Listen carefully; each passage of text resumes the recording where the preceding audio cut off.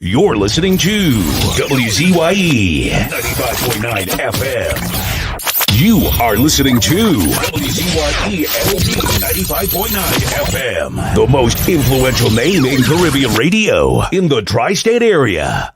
Broadcasting from East Orange, New Jersey. The most influential name in Caribbean radio. WZYE 95.9 FM.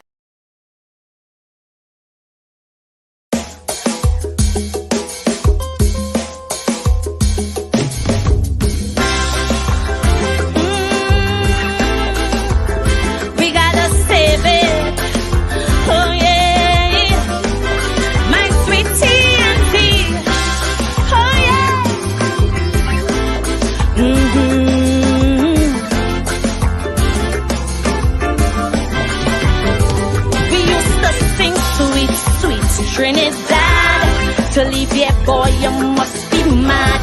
This is the land of milk and honey, rum and coke and easy money. While those verses we were singing, alarm bells kept on ringing. Pundits on each pulpit saying, oh, heart and our soul decaying. Suddenly we wake up to a living nightmare, not bliss while electorals ask, how did we ever come to this? But so long we hear it, you got to stand up and be counted. But daily we're intimidated. Every day our next to witness silence while we recoil from the violence. In our land there is a crisis, broke police, unruly ISIS, while sweet revenge gangs exacting. Police commissioner still acting Trinbago. It's high time we separate the goat from the sheep. Tell them talk is cheap. We're caught in the world when we have to reap, while them police busy playing hide and seek. We're facing the world when we had to reap. Hey, oh yeah,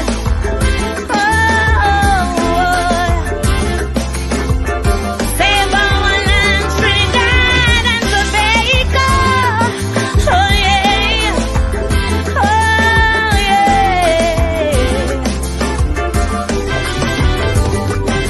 In our schools, kids getting on, we're fighting, making porn. Our school girls, you won't believe, live MMA, they pulling weave. Check the vibes they're living by. Dance all slackness, get rich or die. Alkaline Tomovado, mention maestro, they don't know. No morals, no ethics. There is a centrifugal black hole, Lord, we must move quick to wake their conscience and save their soul.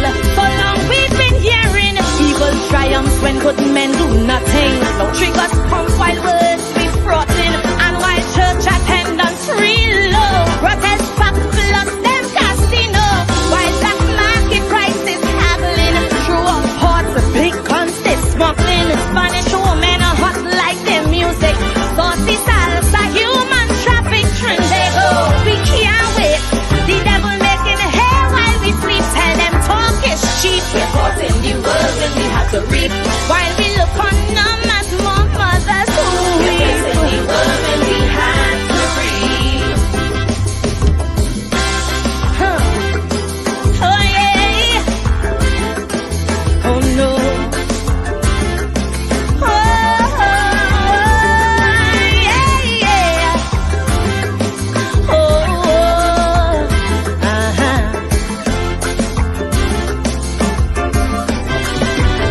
now the nation's soul has been revealed. How they find Shannon Banfield, busy street, yes, in our city, killed by beasts who show no pity.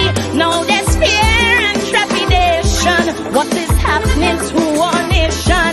So I pray this one infraction will propel us into action. Trinbago, the time is now. We have to take our country back while these monsters flow. We cannot run from their attack. That is why I'm still saying, time to stand up and be counted. Our young girls, they're being hunted, not for jobs by institutions, but by clubs for prostitution. While from you gas, some arranging on the seas, cargo exchange.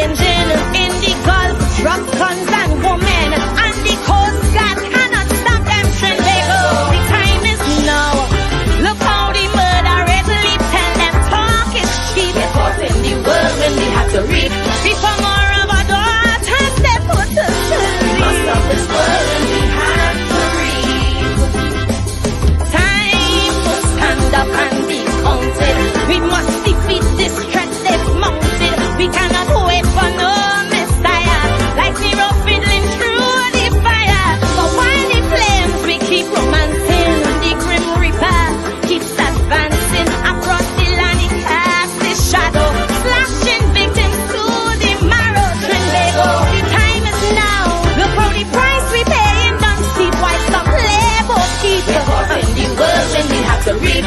We need a fresh new broom for a broad crime sweep. Must stop this world and we have to reap.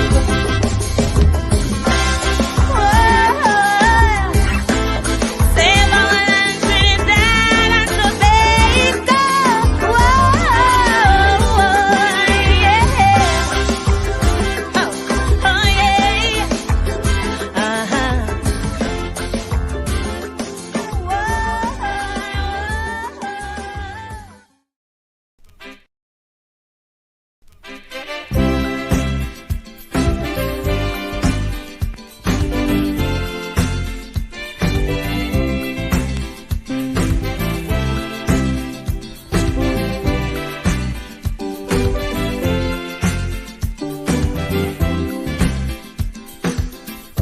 All man strive to be happy.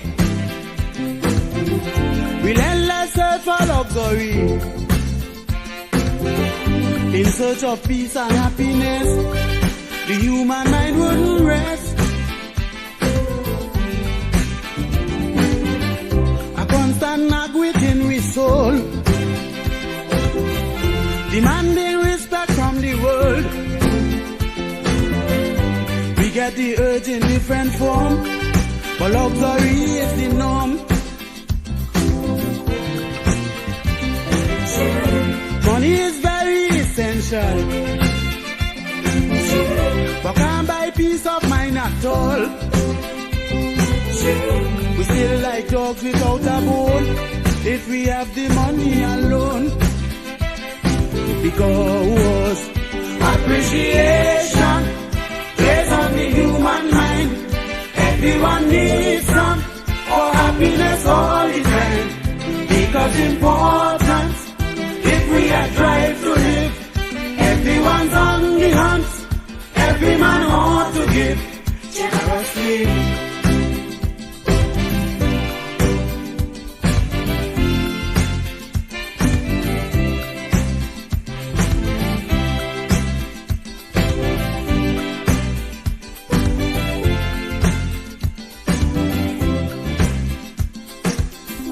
The feeling has no barrier.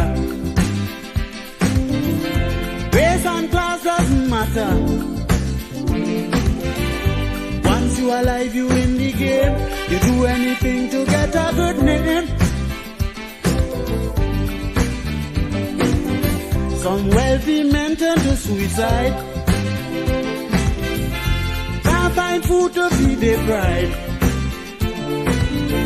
The aged and crippled in the ring, fight to be like a king.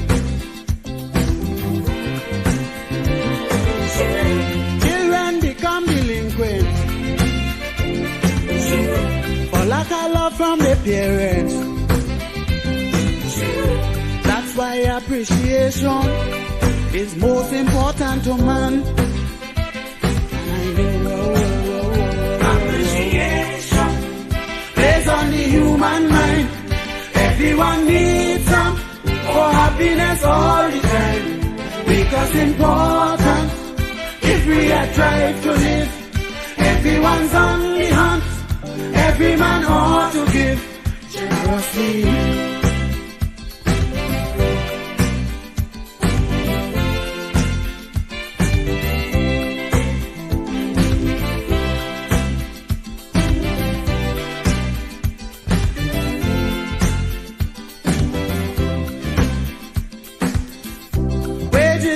Solution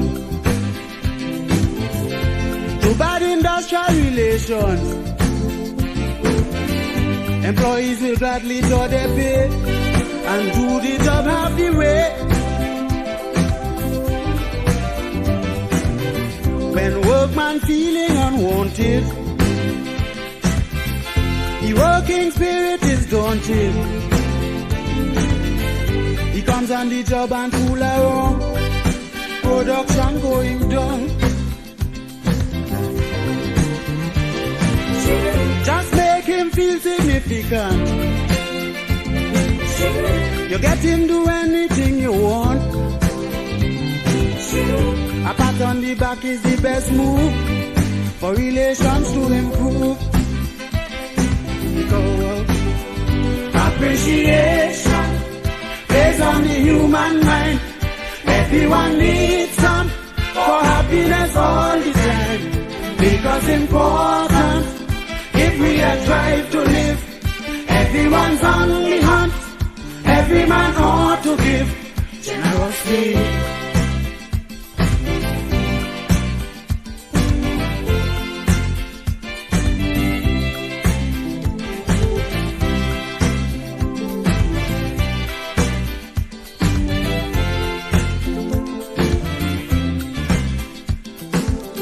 Our deepest craving is common. All we need is attention to put us in the happy zone, regardless of what we own. Life is lonely without it. Each one should give a little bit. Do what you want your neighbors do, then life on earth will be true. Take a tip from the scripture. Appreciate one another. Share your love and make the mold for total peace in the world. Appreciation based on the human mind. Everyone needs some for happiness all the time. Because important, if we are trying to live, everyone's on the hunt. Every man ought to give generously.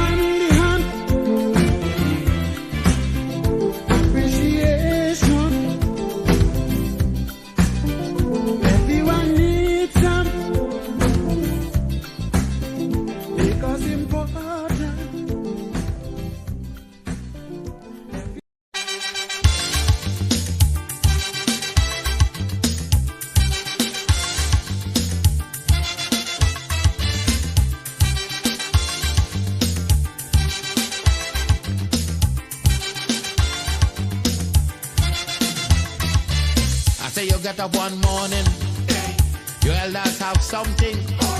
You don't know how they get it, but you want to use it.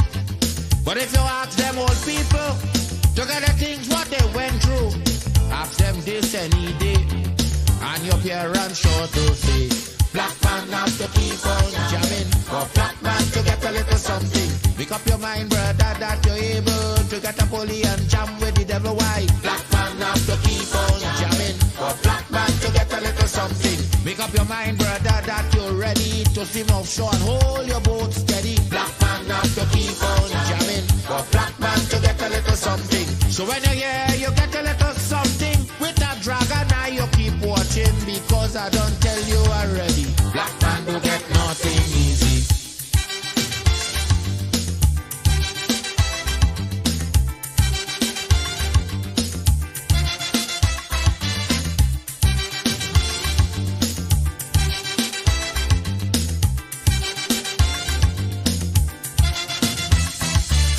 You get up one morning, and oil money running. How it come you don't know. so they didn't care how the thing go. But if they read about Uriah, they would have find out the pressure. How we get so much old hell to get a penny from TLL. Black man have to keep on jamming, for black man to get a little something. You got to take up your own cash money, pay people for your own refinery. Black man have to keep on jamming, for black man to get a little something. Make up your mind to be a magician, to make money out of scrap iron. Black man have to keep on jamming, for black man to get a little something. So when you hear you get a little something, with that eagle eye you keep watching, because I don't tell you already, black man don't get nothing easy.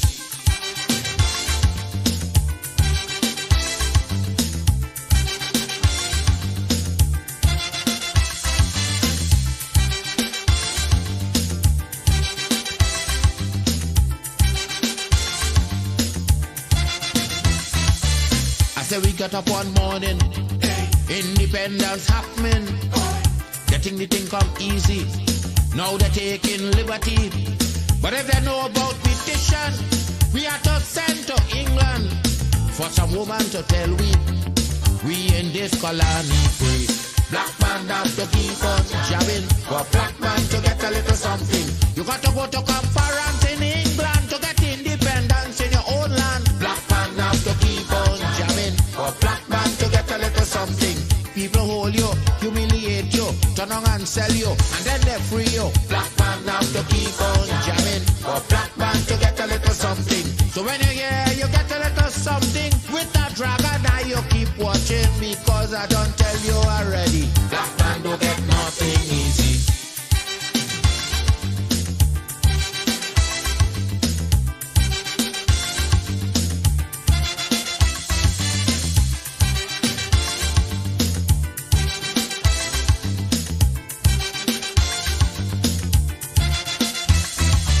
So when a black man gets something, he got to start thinking to get it easy.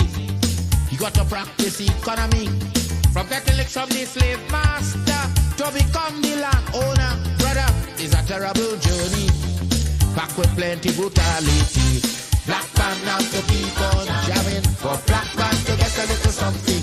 You got to rise up, you got to stand up, pick up your mind, you will always stay on top. Black man have to keep on jamming, for black man to get a little something. You got to go to conference in England to get independence in your own land. Black man have to keep on jamming, for black man to get a little something. You got to take up your own cash money, pay people for your own refinery. Black man have to keep on jamming, for black man to get a little something. Make up your mind to be a magician, to make money.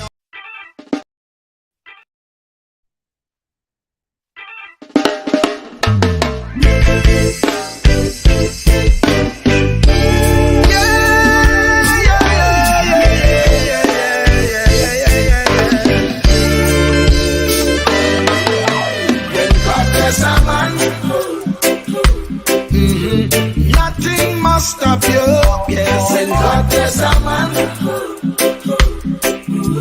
Satan may attack you, yes. When God bless a man, he's gonna back you, yes. When God bless a man, that man must stand, he must stand AI. Who God bless, none can curse. His divine favor man can reverse, even if they do their worst, hey. When God bless a man, nothing must stop you, yes. When God bless a man, Satan may attack you, yes. When God bless a man, he's gonna back you, yes. When God bless a man, that man must stand, he must stand, I say. If you answer his call, he will lift you up. If you fall, hey, hey, hey. If you fall, just give him your all, hey.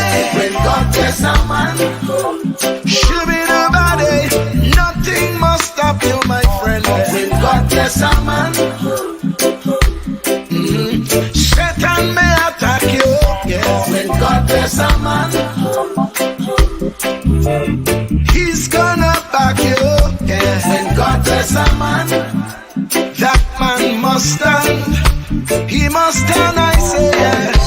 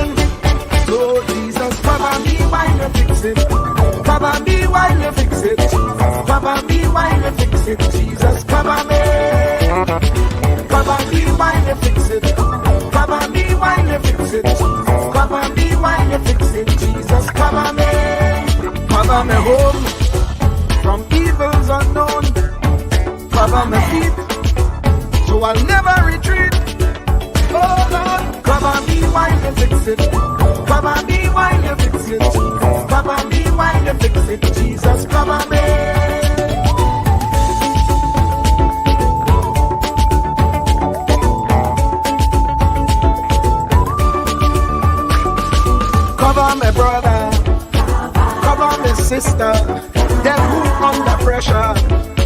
Cover, cover, cover, cover the preacher, every church worker, the young believer.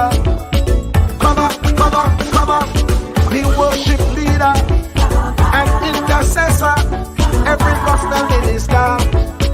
Cover, cover, cover. Jesus alone is the one who have the real answer. The one on the throne is the true and loving Father. He will hold your hand and keep you from going under. He will make you stand and let you know he's a fixer. Cover me while you fix it. Cover me while you fix it. Jesus, cover me while you fix it. Jesus, cover me. Cover me while you fix it. Cover me while you fix it. Cover me while you fix it. Jesus, cover me. Cover me, man. You know the struggle sometimes.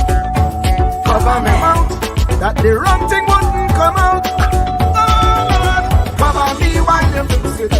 Cover me while you fix it. Cover me while you fix it. Jesus, cover me. Cover the Christian in the midst of aggression with the power of your right hand. Jesus, cover, cover, cover them helpless children. Jesus, defend them. Send help from heaven. Jesus, cover, cover, cover all them radio stations that blessing the nation. Grant divine protection. Jesus, cover, cover, cover, cover me, cover me, cover me.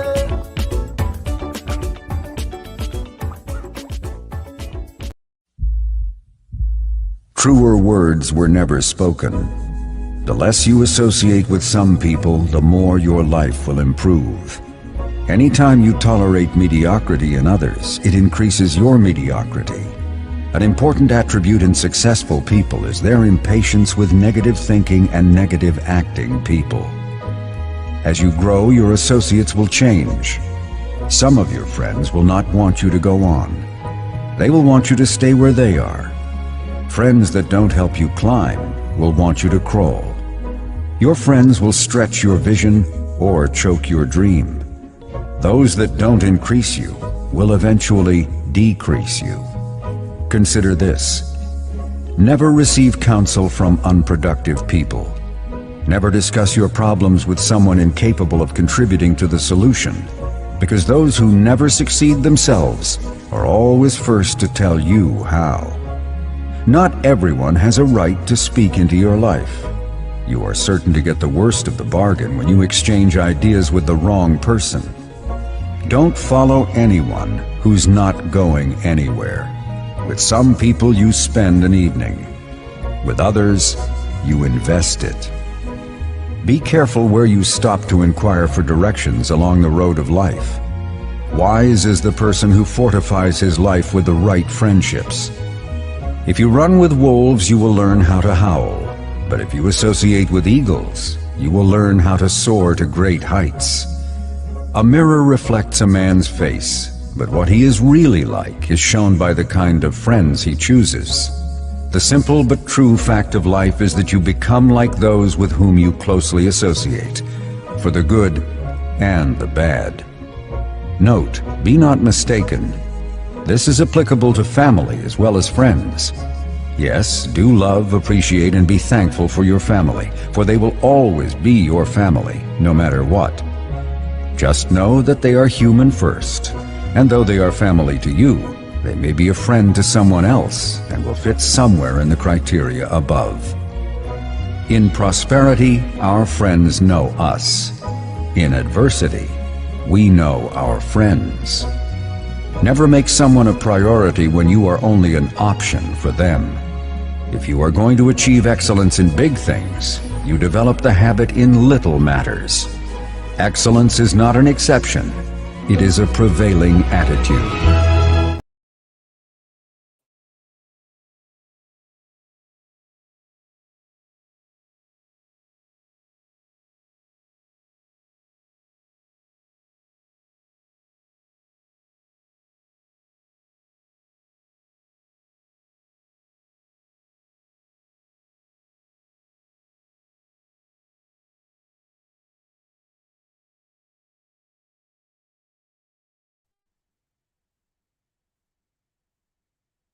Your mic's muted. Your mic's muted. Oh, I'm sorry. Good evening. Good evening, everyone. I'm dealing with two different things. Thank you, Tommy. Good evening. Good evening. Thank you for joining us here at WZYE 95.9 FM, broadcasting to you from New Jersey. We come to you every Tuesday, Thursday, and Saturday from 6 to 9 p.m. And for Trinidad time, 7 to 10 p.m. Anselm is not here with us today. I think somebody cut out his tongue. We go find out that. But Anyway, Tommy good and I evening. are filling in. We're filling in for Anselm today. We're glad that you're here with us. And as Anselm would say, no matter what color shirt you're wearing, you're welcome in the village. And no matter what planet you're from, you're welcome in the village too. But we know that men are from Saturn and women are from Pluto. So, good evening, Tommy. Thank you for Good evening. coming in with me on prompt. I thought I wouldn't make it back on time. I have a Good slight evening. ear Good infection, evening. but I'm here. How Good are you evening. doing, Tommy? Not too bad. I missed what you said at the beginning because I wasn't Yes, hearing it. But I'm glad we were able to recover that. But it's yes, a yes, yes. pleasure to My be mic in was muted. Yes, yes, yes, yes. So a pleasure to be in the how's village. how's things in your neck of the woods? Cold as usual. This time of Yeah. year, it's winter. We have to deal with it. But just thinking of Trinidad and the warmth and the sunlight and the sunshine and the vibration put me in a Mm-hmm. better mood. I know for sure. Yeah, and not you just don't want to think about it. I want to be there at the beach, chilling, maxing, and relaxing in the hood, like Will Smith would say. So instead of being in this 40-degree temperature with this artificial heat, I would rather have the direct sunlight, vitamin D. So, without further ado, we have a few people in the village. We can do the superlatives and greet them. I can't tell from my apparatus who was first in the village, I but thought I saw Takesha. I saw Takesha first. perhaps if Anselm is listening, he can type it in who was first in the village. We would give that person a round of applause. I saw And Takesha first. I saw I, Nadia after. I saw Hailey. mm-hmm, I saw mm-hmm. Lana. And then I saw Rennie came in not too long ago. But Okay, so if it is Takesha, who you said Takesha? yeah, Takesha came in first All as right, I saw. all right. Takesha represented woman. Woman is boss. That's the course. Woman is boss. Good. She she has expressed not being so well for a week. I hope she Oh, feels better soon or better quickly or speedily. yeah, Or with everything going on out there, yeah, you just have to, yeah, pray to your Lord God, because there's all kind of thing out there now. We ain't calling no name, eh? All kind of thing out there. To say you might be going about your business, and a centipede bite you, yes. a tick bite you. Am I right or wrong, Tommy? Yeah, all them things, huh? Make you You're right, sick. but love conquers everything, even ticks and centipedes. How love gonna conquer a centipede, Tommy? Love, love, love, love. Okay, Everything. so wait. So a centipede bite you, you gonna love on the centipede or you gonna crush him with a brick? Let me hear. No, no, no. You're gonna do something loving for yourself to make sure that you overcome that. Well, of course, but you had to get rid of the centipede. You don't want him bite you again. And worse again, you don't want a second centipede bite you. I hear that one is bite the hardest. But You if ever you get bit by if you huh? bite me hard, I bite you them back, you know. You ever get bit by a centipede? No, you. Nope. I don't even like to see them. So what in Barbados they are plentiful, eh? I've been told Barbados doesn't have snakes because it has a high population of mongoose. They brought them in back in the day to help, when they're cutting the cane, because that's where they would find the snakes. They're embedded in that shrub. So they bring mongoose in there to take care of the centipede, eh? But Right? Take care of the snake. Trinidad Uh-huh. is selling the mongoose at one point in the cane fields too. I wonder what became of them if they're still alive. They go in there to eat the scarlet ibis. They must eat them out. But anyway, everybody good in the village? What going on? What going on? Lana, Lana, blessings to you. Takesha, blessings. What happened? Nobody gave me no emojis, nothing. So what happened? No, Things hard. we got a quality emojis from Takesha. Well, I had to go try to scroll. If I hit the thing and She gave red heart. She gave red hearts to Anselm. I She ain't see. I don't know where you seeing that. You must gave see purple on. hearts she gave purple hearts to Diana, and of I course blue to me. I ain't Yeah, see them. Maybe they were earlier in the chat, but I'm not yeah, seeing them. Forgive me. early in the chat, earlier at the top of Forgive the chat. me. Forgive me. Next was I Nadia. see. Next was Nadia. She gave a usual blue hearts to Anselm and I, Mm-hmm. and you did get yours, your red and Okay. white All hearts. right. I see the lover. I see Casanova in the house. Mr. Rennie Mohammed. Mr. Yes, of course. Casanova. I Highly, see it. highly in Huh? Watax Yeah. highly in. Heidi Lana, has enough love to arrived. you. Enough love to you, Nana. Wait, Anderson, somebody got your wife, let you get the phone early. Akiza is her name? Mhm. Akira know you on the show, or you using the show as an excuse to go and see the outside woman? I know you, you know Anderson. Let me be able to. Yeah, our resident historian is in the house, Mr. Alberto Montano. Of course. Yeah, you hear I roll my tongue there, man. You have to say Al. Yeah, answer me, you know, Albert no more. He's Alberto. Yeah, Alberto or Albert? Which one you like, Tommy? Albert.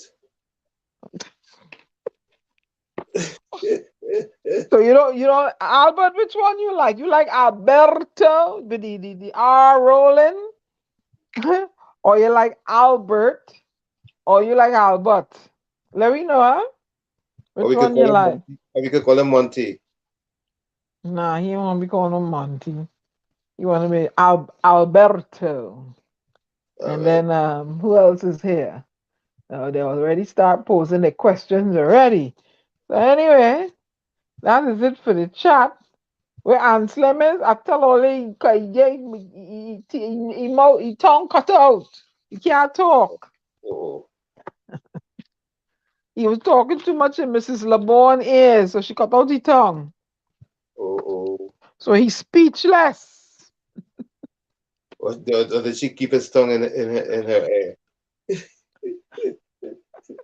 She couldn't take on the true macaca no more. She get tired of it. So you know what? Come here. Take out the tongue. You're gonna make sauce with it. But anyway, I thought she loved the sweet little nothings she was hearing, and she kept make sure he kept right in her ear. she didn't want to hear. She cut it out. Put it in a jar. That's what she gonna do with it. Oh, let me sound like Diana, that's what you would do with someone's tongue if they were in your ear all the time. I sound like Jeffrey Dahmer now. Huh? Is that what you would do with if you had a gentleman's tongue in your ear all the time? You would cut it off. I'll duct tape up his mouth. I thought you would make sure that he never leaves your ear. I'll cut duct tape. I ain't want nobody tongue in my ear. So what? I want me digging for wax or something? I want your I don't tongue in know my ears all the time. if you Nah, and I listen. no, I if it's cannot hear. Huh? if it's telling you sweet little nothings that excite you and make you happy, wouldn't you like that? Well, I don't want to hear the same thing over and over. I can Well, only hear in my left how ear. So how you know do that lyricist who's gonna have enough lyrics to keep you busy forever? I can only hear in my left ear. So don't come and block up my right one with sweet nothings. Where I'm going with this is I'm trying to think positive that whatever is coming into your ear is gonna motivate and elevate you. Yeah, might aggravate too. It may make you levitate. And it gonna aggravate, and then you gonna have to vacate. You see, I am thinking the glass is always half full, not half empty. Lord Tommy, you and your glass. Oh, you can see the glass half full and there's a clear glass. What the glass full of? If it's a, Sorrel, if it's a mango glass, juice. if it's a What is glass, full of? even if it has water and it's a glass, you can tell. Anyway, ladies and gentlemen, I gotta deal with this TD Jakes look alike here all evening long. And you know what the topic is later on, amongst other things. Are we raising or we're meant to be men? But not yet. So let's see here. Albert says, yeah, I see Venezuelans get extended work permit. Yep. Hmm?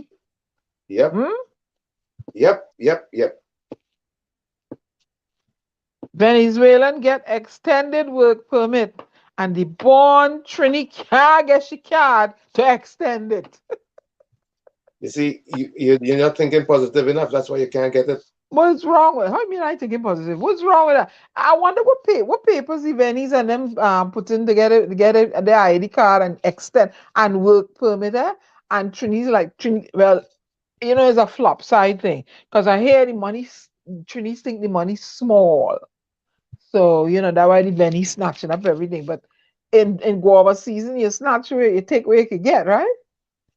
There was this one post where this one person was saying, Trinidad taking the work, Barbadian taking it, Guyanese coming taking it, Jamaican taking it, and Venice taking it.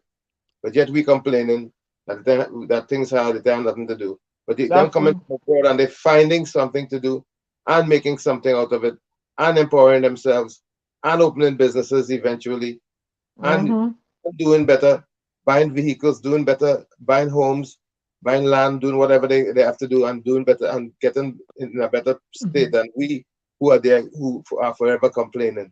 That's what I heard. That's what I heard.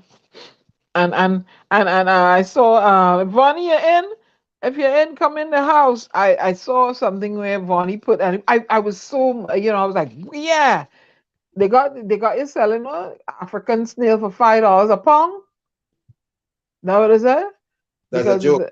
That's a joke, right? Because up here the African snail is dangerous to vegetation, right? No? Absolutely. So who's going to be selling it?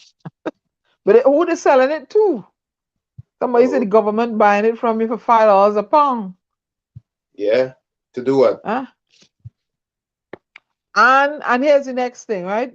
Tommy, sometimes you just sit down and you just think, the what you call it? They give them 4 marijuana plant, right? But yeah. I don't know. 4 marijuana plants. So go and smoke in your house, get high, stay high.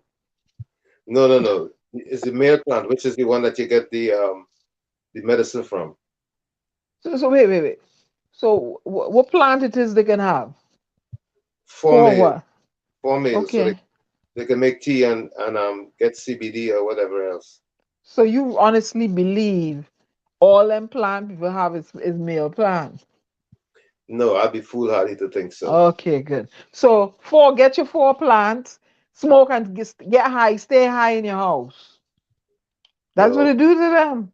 So while they're under the hallucination of Mary Jane, all kind of thing going on, nefarious. That's one way to look at it. Or you can make tea and other things to heal your body, because they're those, as the Rastaman says, the healing of the nation.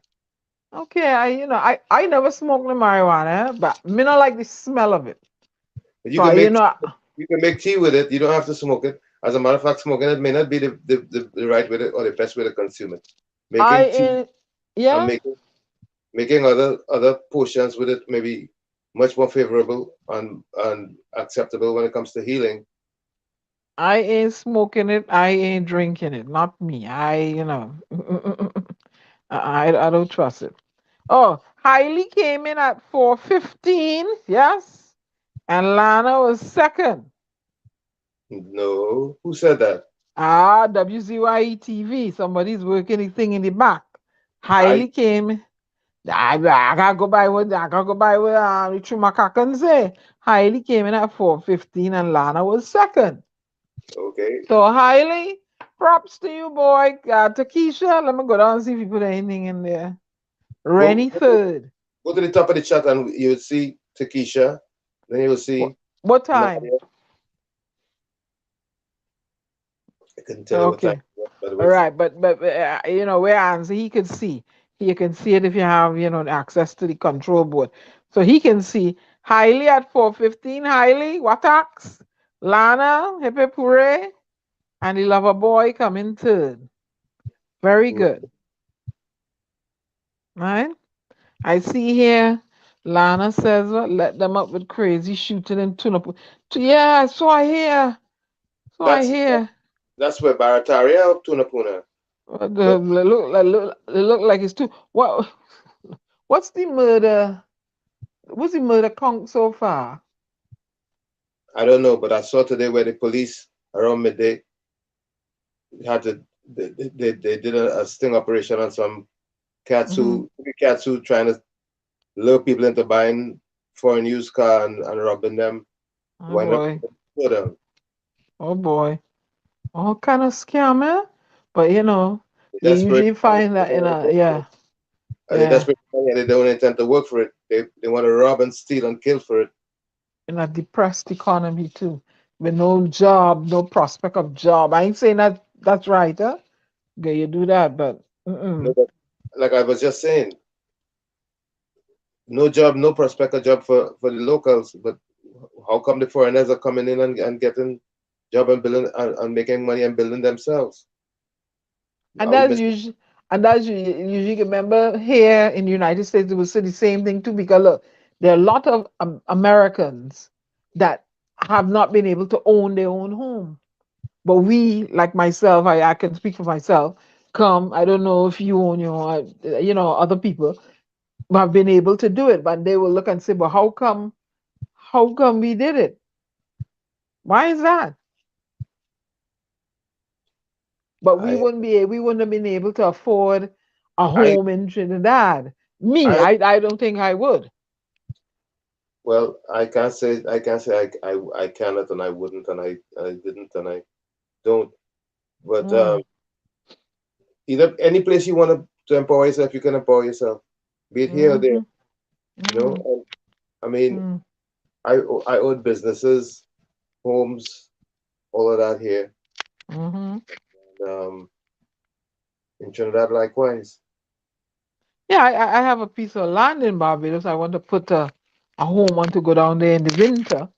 I'm contemplating if a fabricated home, one of those, what do you call them? Those, those containers that they make like houses, Mhm. because it's strong, anchor it down, it's already built, everything is in. Just invest in a new, a good air conditioned system, Mhm.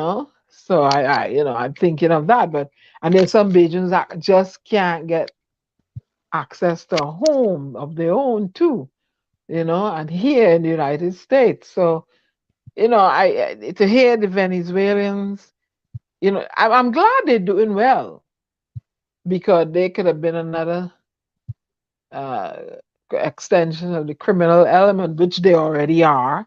But being the language barrier, and you know, prone to discrimination more because they're foreign, the xenophobia. I'm glad they're doing well. I'm glad anybody's doing well. Whether you're in your own home, you left and you go somewhere else. I'm glad you're doing well, man. Yeah, you have to have some ambition Mm-hmm. and focus because it's not that some of the trainees don't make the money and get the resources; they just squander it. Mm-hmm. Focus is just off. The things that are important to them are not things that would build and are conducive for nation building and building wealth and so on and so forth and building a Mm-hmm. community. All they care about Mm-hmm. is wine and jam, wine, Yep. women, and as they used to say. And you hear they expect the mother of all carnival. Look, I can't even get a flight to Tobago Mm, unless I want to go to Guyana and then hop to Trinidad and it's a 13-hour layover between the two of them. Why going to Guyana if I gotta go to Tobago? That don't make no sense. mm, Right? So unless I go on JetBlue and then scramble to get a flight from Piaco to Tobago, they still I can't find a flight because of the carnival. hey, Carnival. Carnival is a bacchanal. Carnival, Hmm. bacchanal, bacchanal. I don't think Tommy said he didn't see the time, what time Takesha was in Anslem, so we didn't see the time. All right, and I didn't see it here either. Let's see what here's going on in the chat. Yeah, extended permit. First, want to hear from Anderson and the sewage water. Hmm. Where the children have to walk and go to school in. Yep. Definitely, we can talk on that. But we have two guests coming joining us. We have promised Dr. David Muhammad coming in to sound his horn on that issue about are we raising our women to be men and other things. And we have Miss Billie Sterling Lewis from Tobago. It's Billy. Yeah, I think she's at her title. I think she's clinical psychologist. I'm not sure, psychologist, and coming in also to weigh in on that because that's an issue, right? So I tried to do a lot of reading on it. Albert said his niece employ two Vennies in a shipping and receiving company. Uh, hmm, And then he says, my sister got one to clean the house, and she was as he was working on the renovation of the Catholic church next to their house. Very good, very good. Oh dear, Lana, two killed yesterday in Monte Grande, Tunapuna. What's the murder rates of 20 something already? I stopped counting, but I think the last I heard was 25. I don't know what it is now. And we're on the 17th day of the year. Hmm? 17th day of the year. Oh well. This black on black crime, it need to stop though. It need to stop, but how do you stop it? I've long said you have to make it unattractive for people to do what he was working to people to do, commit crime. You have to No, make it, huh? when I think of crime, I don't think about black on black or white on black or black on white on Just white. It's mm, not crime. It's human beings who treat each mm. other like dirt, and we need to stop trying to quantify and qualify and And just then I see Miss Brave Boy put out a thing where she's putting where the geographic location and where the murders occur, where the killings occur. Now, they don't call it murder, the killings occur.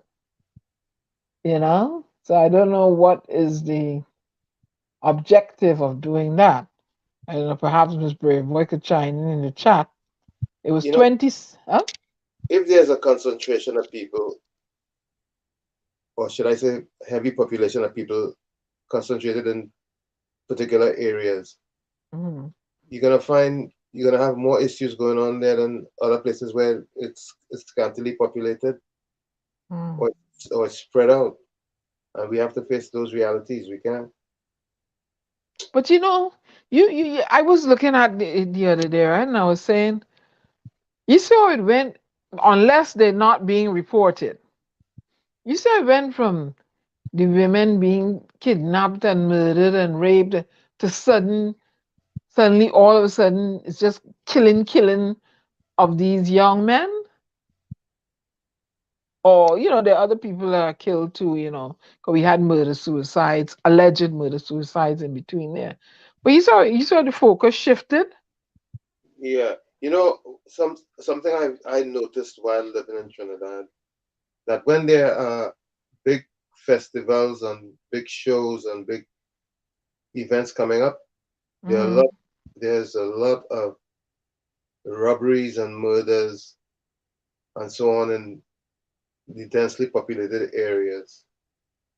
And it seems to happen religiously time after time. Mm-hmm. You know, looking at the patterns and the way things are, there should be a way that we can get the security forces to respond in an effective manner. That's just my Mm-hmm. thought. Something that I touched on on the last show, I saw, just changing gears here a little, I saw PDP leader address, which is the president's, the choosing of a president. And I said, maybe we should have a national vote on it, as opposed to just letting the political directorate be the ones who determine who becomes the country's president. Yeah, that's what I say too. You know, let the populace decide.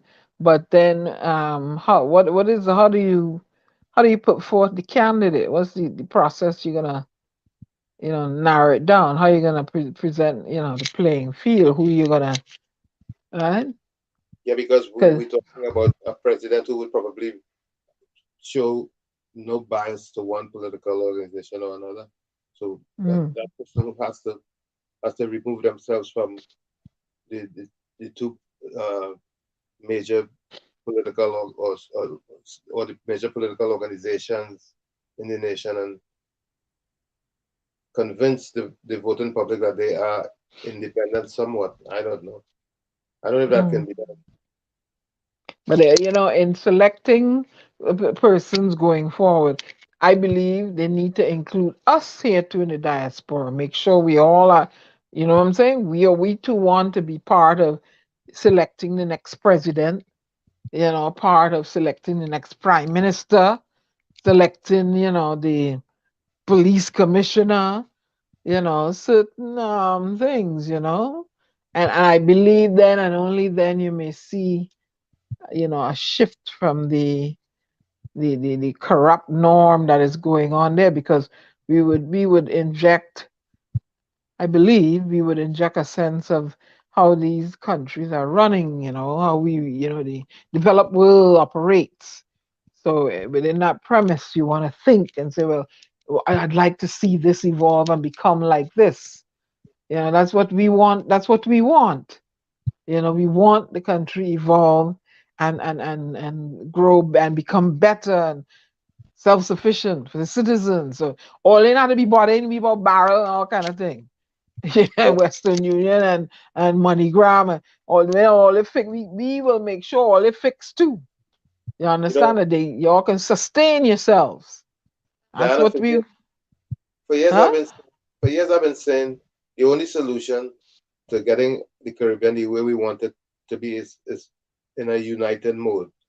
You see, because we will get a better balance and have a lot more objectivity in the way we do things and the way we choose our leaders and to administer the different agencies and so on and so forth. That's just my thought. I still think so. I still think the only solution to security in the Caribbean is unity. I believe that in the bottom of my heart for several reasons that I know to be fact. We are approaching top of the hour. You are tuned in to WZYE 95.9 FM, broadcasting from Orange, New Jersey. We come to you every Tuesday, Thursday, and Saturdays from 6 to 9 p.m. You're listening to WZYE 95.9 FM. You are listening to WZYE 95.9 FM, the most influential name in Caribbean radio in the tri-state area. Broadcasting from East Orange, New Jersey, the most influential name in Caribbean radio. WZYE 95.9 FM.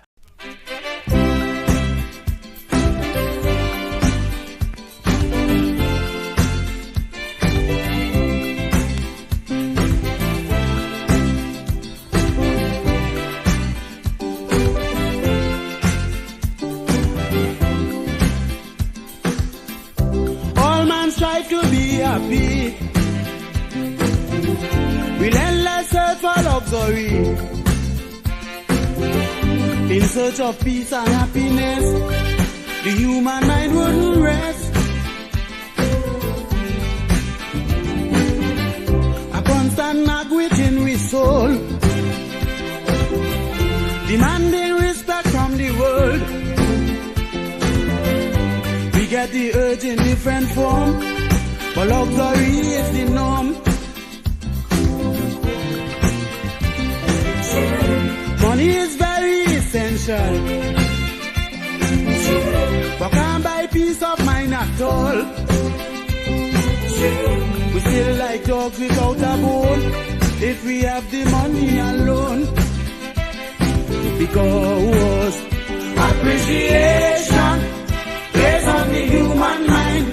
Everyone needs some for happiness all the time. Because importance, if we are drive to live, everyone's on the hunt. Every man ought to give generously.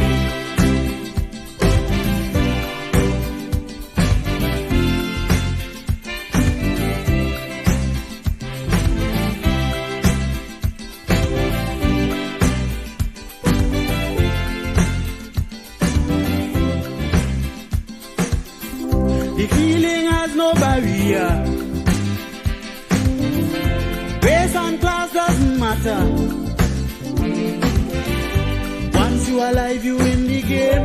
You do anything to get a good name. Some wealthy men turn to suicide. Can't find food to feed their pride. The aged and crippled in the ring fight to be like a king. Children become delinquent for lack of love from their parents. That's why appreciation is most important to man. Appreciation plays on the human mind. Everyone needs some for happiness all the time. Because important, if we are trying to live, everyone's on the hunt. Every man ought to give generously.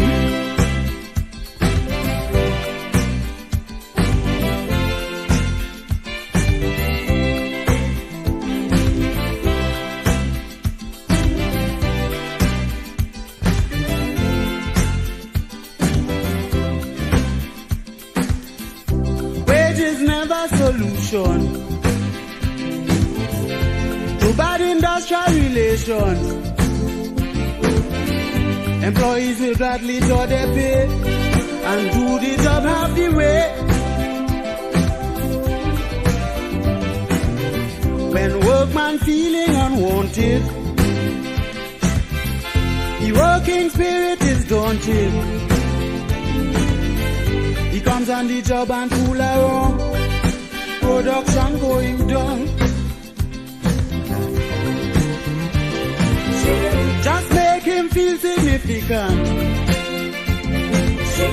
You get him do anything you want. A pat on the back is the best move for relations to improve. Because appreciation plays on the human mind. Everyone needs some for happiness all the time. Because important, if we are trying to live, everyone's on the hunt. Every man ought to give generously.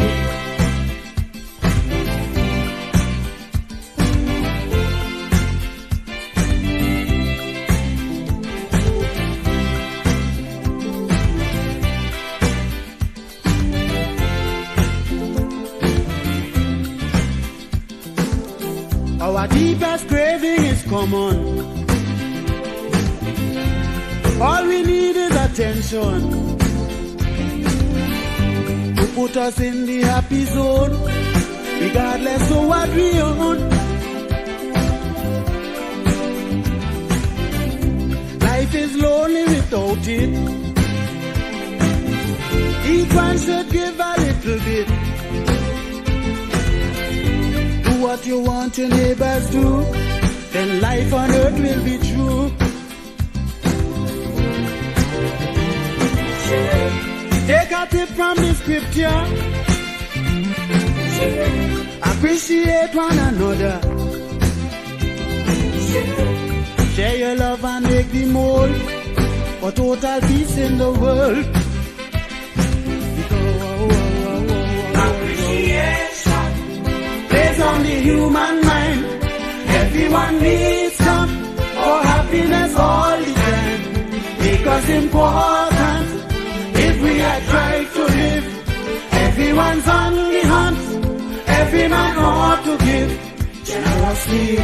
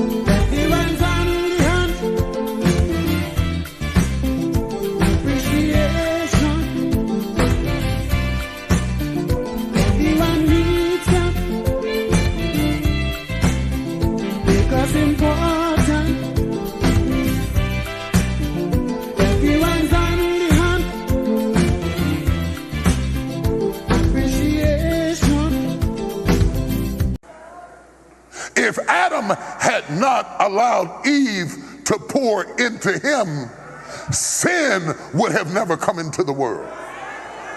Sin came into the world because Adam broke the order. We were not designed to receive from women. Your self-esteem is compromised when you have to ask your wife for lunch money. I'm not saying you got to be rich. I'm not saying you got to be famous. I'm saying that you have got to be the one who pours in, not the one who takes out. When Adam started eating out of his wife's hand, sin came in because the divine order was broken. This breaks all sociological orders of the culture we're living in now, because we are raising up women to be men.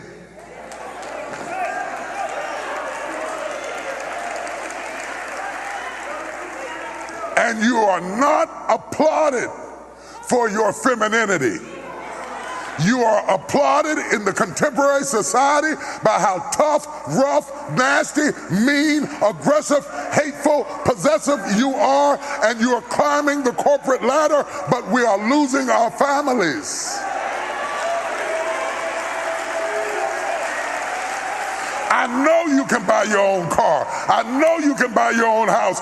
But until you create a need that I can pour into, I have no place in your life. So stop coming home bragging to me about how much you don't need me and wonder why I shy away. Oh, y'all ain't gonna talk back to me this morning. The conversation has become, let's prove to the men how dispensable they are. And it is born out of pain because we hurt you and betrayed you and lied to you and cheated to you. And you became like you became out of pain.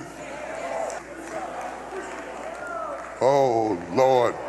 I told you they wasn't going to like this, Jesus.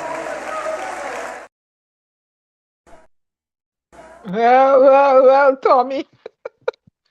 Woo! You know, if I have a woman and she's every woman, I don't need anybody else. What do you mean? Well. Anyway, we welcome to the village my long-time beautiful sister, friend, Miss Billie Sterling Lewis. How you doing, my lovely friend? How you doing? You're muted. Unmute your mic. Hi, I'm good. Thank you. So good to be here. Happy New Year, guys. Good Thank you. evening. Happy New Year to you. Last time you saw me, I was a bit not under. I was under the weather physically and everything. So yeah, I've come a long way. I still have some problems with my hearing, and they're checking that out. So I hope for the best. So Miss Billie Lewis, we I sent you the video. We played it again. I wanted you to chime in from a psychologist. You're a psychologist, right? Yes. Exactly. And I wanted you to chime in from that perspective on are we really seeing that in the society? Oh boy. So it is. I did watch the video before, um, and in many ways, and I'm not sure who your guests are because I just never get to see these guests on these programs. But I mean, in many ways we are seeing a lot of that. And that is my personal and professional view. And even from the psychosocial context, we are seeing that. And I'll explain. So just before, because context is everything. Context is everything.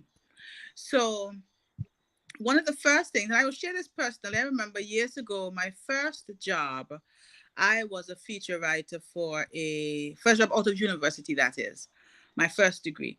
I was a feature writer for a newspaper, and I had a boss who was a woman. And I remember having so many difficult, well, it was actually a couple, male and female. And in that job, the female boss always gave me so much hell. And I'm not even a combative. I'm one of those compliant, just do as you say, do it well, do my best, go the extra mile kind of girls. I've always been like that. Not But there me. was always, I was always combative. So I was the opposite. I just can't take, I don't like licks. I never like pressure. And the gentleman, the male, there was always just this difference. And I remember at that time, I vowed, anytime, and I knew I would have become, I would have climbed the ladders as, I see myself. I said, I never want to be a boss like her. And what we see over the years is that so many, it's actually changing now, right? Because we have seen a shift. But over the years, we have seen, because we are in a male-dominated culture, universally, in most countries of the world, it's a male-driven society. Women, whenever they get to a certain level, to be able to fit in, to be able to function well, they assume they must take on the male persona. And so that becomes operating in harsh, sometimes unempathetic ways, uncaring. And of course, it is not everybody. But generally, they will say to you, I am here by a fight, to their behavior, and I will stay here by a fight. I will go down fighting. And so the warmth, the nurturing feature, the wit, and I'm going to come to that just now, that women have by nature is lost because they feel they have to become a female version of a man to make it. Here's why I said I'll come to that. Women were never weak. And I know a lot of people who criticize spiritual beliefs tend to think the Bible, for one, belittles a woman. It has never done that. But also look at it in the real context. Women were never weak. Women were never, from creation, women were never less than. Women have some of the most amazing creative tools to engineer and innovate things. And that has been shown continually throughout time.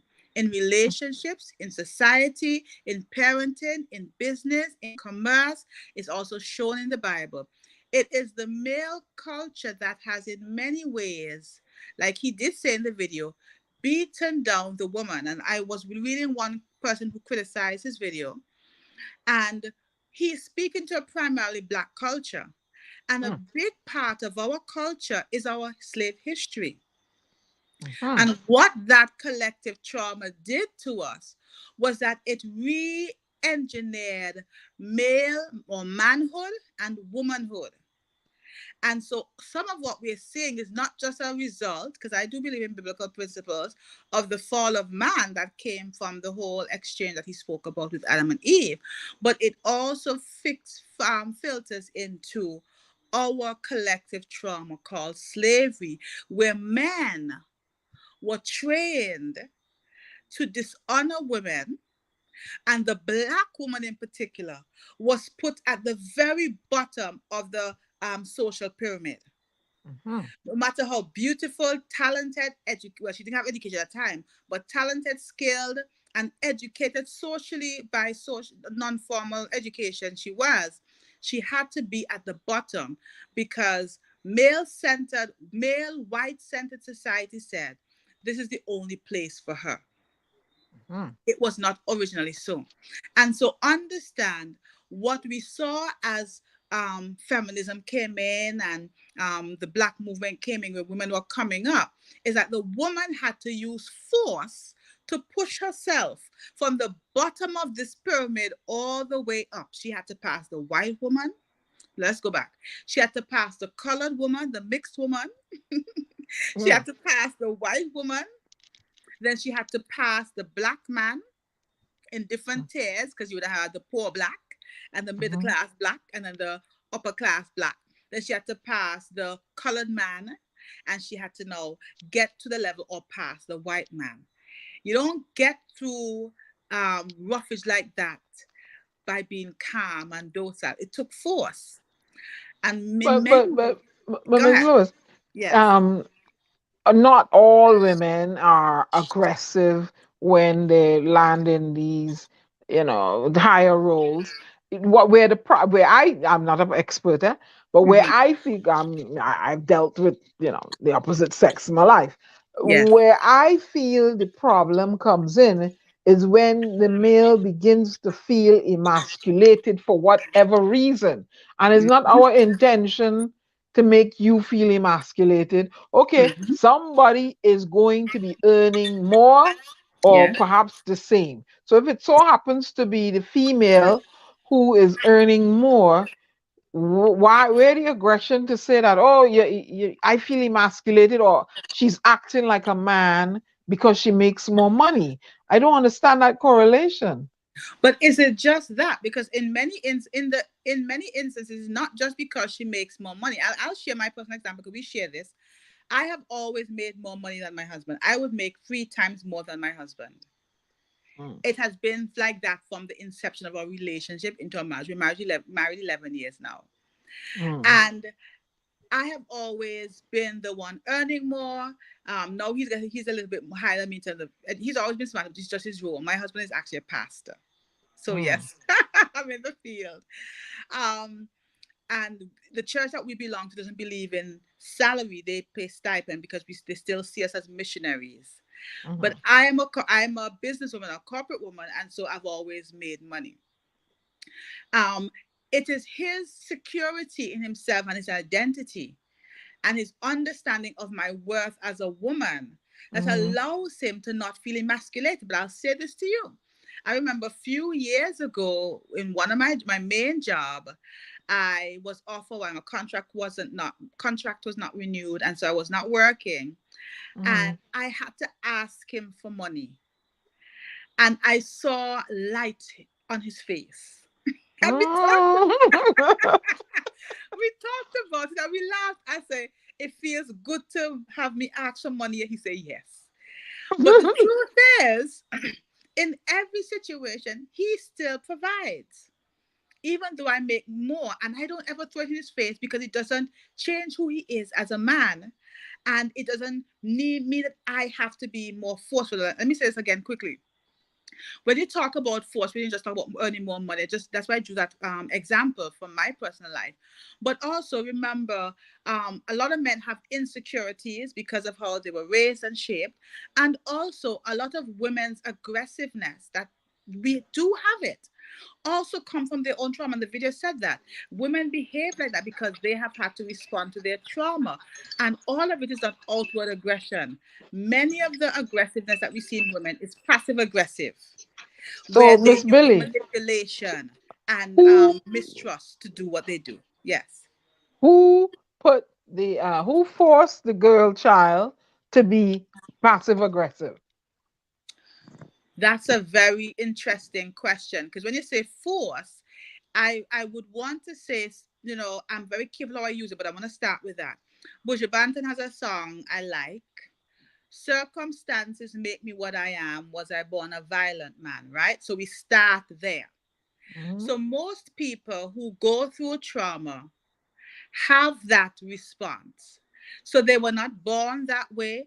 In the initial stages, they may not have chosen that way, but they felt it was their only way to survive, their defensiveness. And so their passive aggressive behavior came as a result of whatever they went through, because it's their defense. What happens is that because it yields, although it's not the most productive way to interact, many do not grow past that. Interesting you to ask me to share tonight, because I was watching a video sometime earlier. It was a woman, a Black woman this time, and she was sharing the same concept. She said, I don't care, this is my personal philosophy, I don't care how far up the corporate ladder I go. When I come home, I want to be the woman who is pampered and loved and cared for. I And don't so it have a should be. problem being soft when it Mhm. comes to my husband, because at the end of the day, it is who I am. And my softness gets more accomplished than my hammering a style. So Right? what I don't understand, Miss Billie, is Mm-hmm. sometimes the unrealistic expectations of some men. I didn't say all, yeah? Okay, good. Some men. Yeah. Now, for instance, I see Anthem is quiet now, wondering if he told yeah, not yeah. to lick us there. No, yeah. Your wife take away your laptop. This is Oh, Tommy. Tommy is in with oh, a sorry. commission. Yeah, Tommy. Oh, Yes, sorry, Tommy. no, I no thought You it worries. was notice Anthem you tonight. notice he look like TD Jakes, huh? But anyway. So But I was saying I noticed that the women and Mhm. the men, they have some unrealistic expectation. Yeah. Yes, they want you to procreate, but Mm-hmm. they don't want the stretch marks. They don't want to see the Yeah. stretch mark, Oh, yeah. right? They turned off by the weight gain. Some of Mm. them, all it don't come for me. Not all, Some yeah. of them, they turn off by the weight gain. They turn off by the stretch marks. So those unrealistic expectations, doesn't it, why put that burden on me? It's you that have the problem. You deal with Yeah. you fix yourself and come deal with me then, Yeah. you know?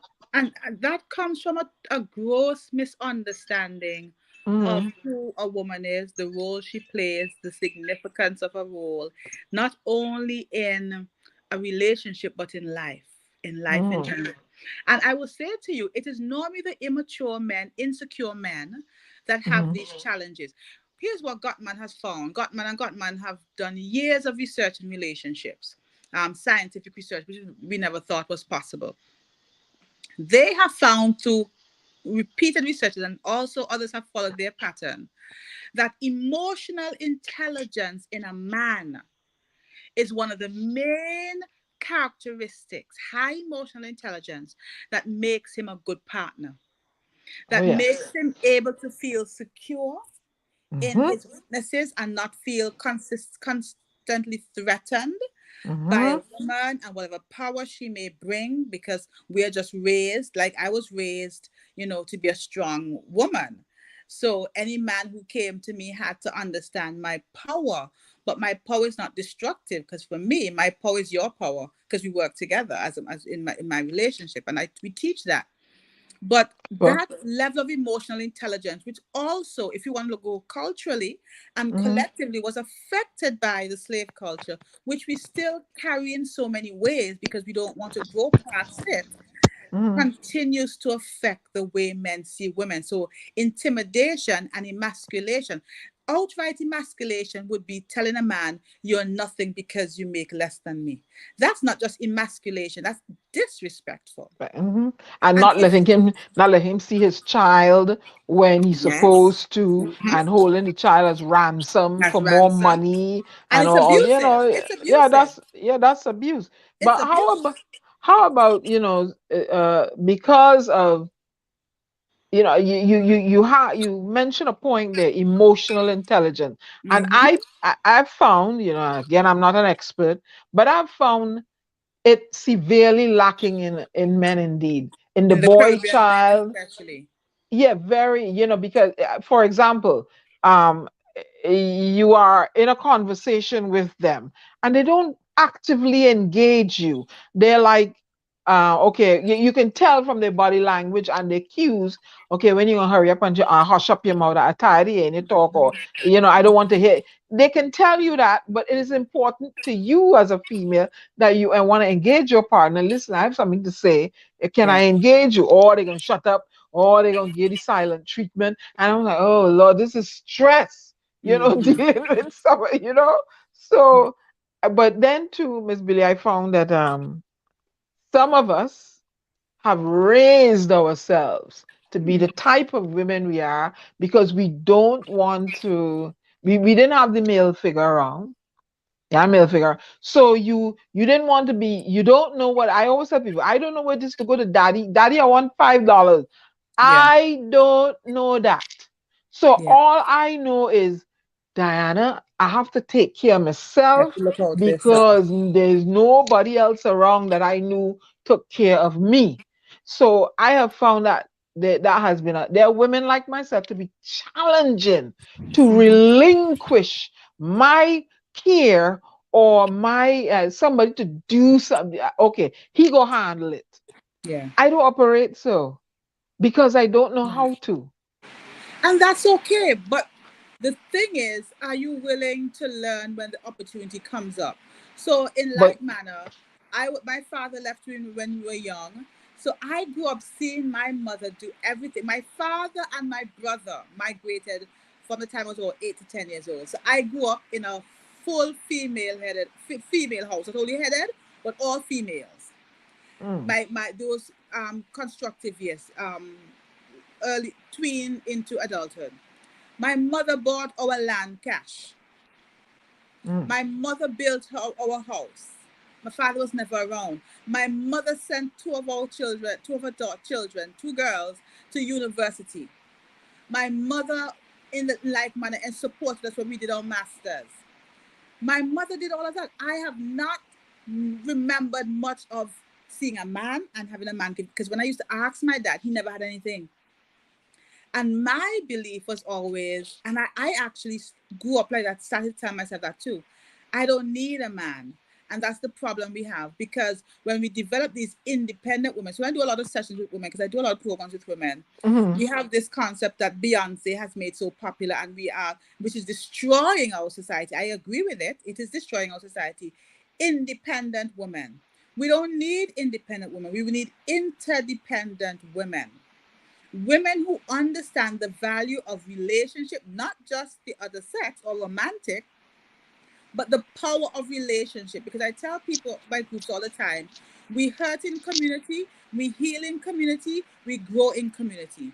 Not many isolated people grow as well as they should because it's the sharpening that comes from the other. So yes, it may have been, remember I started by saying with Buju Banton's song, circumstances made me who I am. But But when do you I develop determine. growth mindset that Mm, allows me to see, does this, and I ask my clients this all the time, that's why we don't judge behaviors even when they're maladaptive. We ask the question, what purpose did it serve then when you started it? Most times it was necessary. It was. But mm, as you grow, as you evolve, you have to begin to ask yourself, do I need this behavior now? Does it still serve me? And does it serve where I'm going? Most mm. times, if we're honest, it doesn't. Tommy, you have anything for Miss Billie? Any questions? Well, Any I in? try to be a good listener, but I'll tell you something. The strength of a woman has never been at issue because life Yeah. itself, life itself is the strength of a woman. Mm-hmm.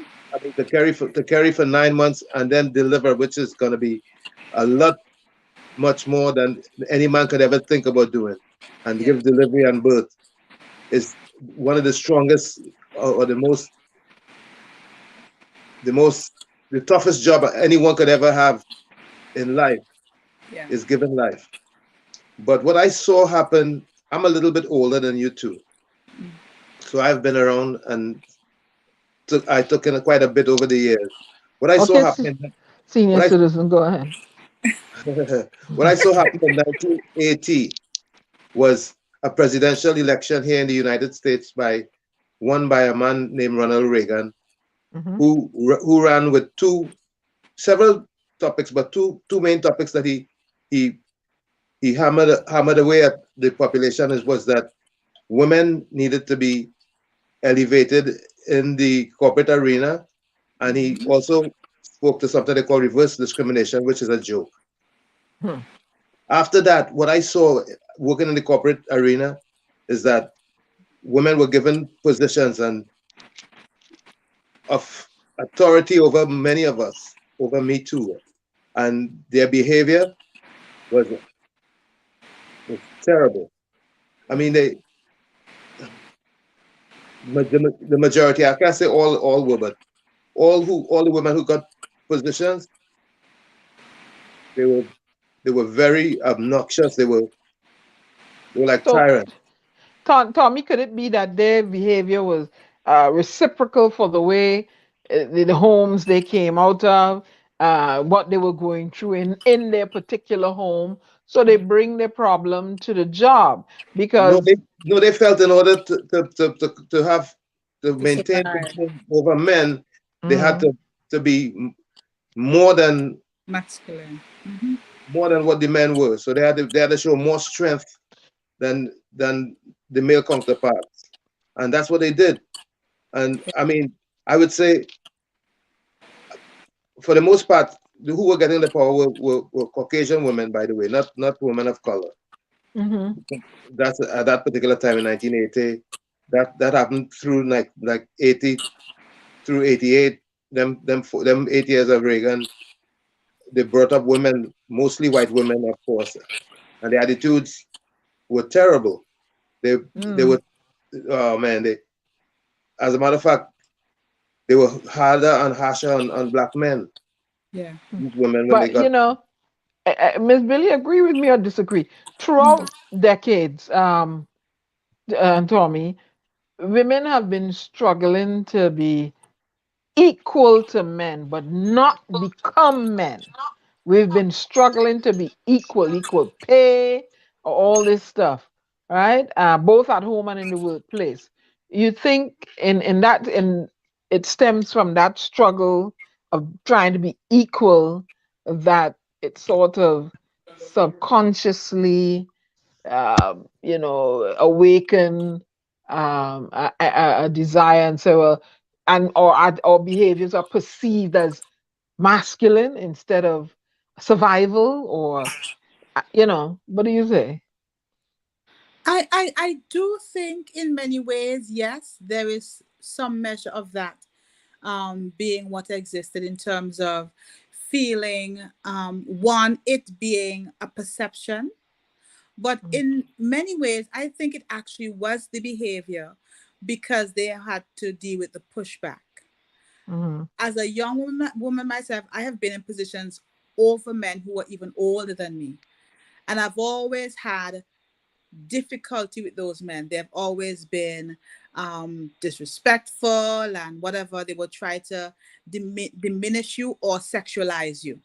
Mm-hmm. And one of the ways I've had to deal with that, and I'm actually very kind but very firm.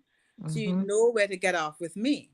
I don't Mm-hmm. feel I have to shout at you or stand up over you because I still honor age. I still honor seniority. I still honor men. But you Mm-hmm. will not dishonor me. That's one thing my mother taught me. She said, do what you do. Don't ever step on my dignity.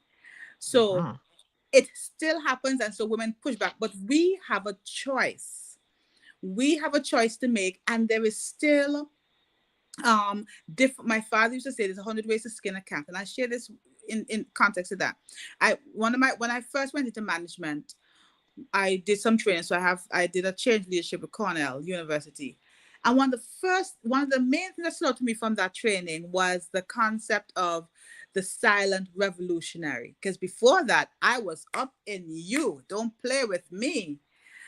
And that concept taught me that even though you have to be the one who creates the paradigm shift, even if you have to be the one to cause the revolutionary storm, there's a way you can do it without destroying everything and everyone around you, including your own character. Because at the end of the day, you want, when you're there, that you're going to have people around you who are willing and ready to be around you. So yes, many times women started like that, but everything comes down to the choices that they make. And I love CBT, so I do a lot of CBT in my work, cognitive behavioral therapy, which says that what we think impact our emotions, and our emotions dictate our behavior. If you constantly tell yourself, even if you've heard it, that the only way for me to survive is if I use force, your emotion will always be one of anxiety and feeling threatened. If that's always your emotional place when you approach your work, when you approach your relationship, your behavior will always be defensiveness, or being on the offensive when you feel you don't want to deal with defensiveness. So we have to change the narrative as women. And I'm so happy talking about this because I have my conference coming up, my annual conference in March for International Women's Day. We have to change the narrative, even as Black women, that I am not, one, second class, two, I have much significance. I have a lot to offer. And so therefore, the emotional life that I cultivate with those thoughts is confidence. I belong here. I don't have to fight you down. My part already made. You move, or I'll just move around you. And so our behavior then follows suit. So what we think will dictate our emotional life and ultimately our behavior. It's so important that that's why I keep saying, yes, it may have started from necessity or the culture, even our collective trauma, but growth mindset says, I come to a place where I take responsibility. So one thing I say to a lot of my trauma clients, my wound may not be my fault, but my healing is my responsibility. We now become responsible and show up as modern day women. Go ahead. Well, I was relating to the family, because the concept of the family breaking down cannot be overlooked. And the family didn't just start to break down because the woman went out and worked and became successful. The family broke down when the men abused the women and the children observed it.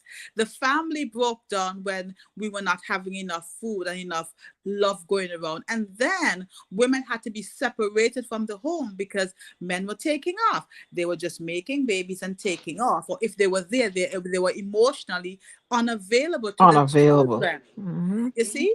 And so now women had to step in with different roles to fill it. And so many times the women were tired. I'm glad you raised that, because you mentioned interdependence.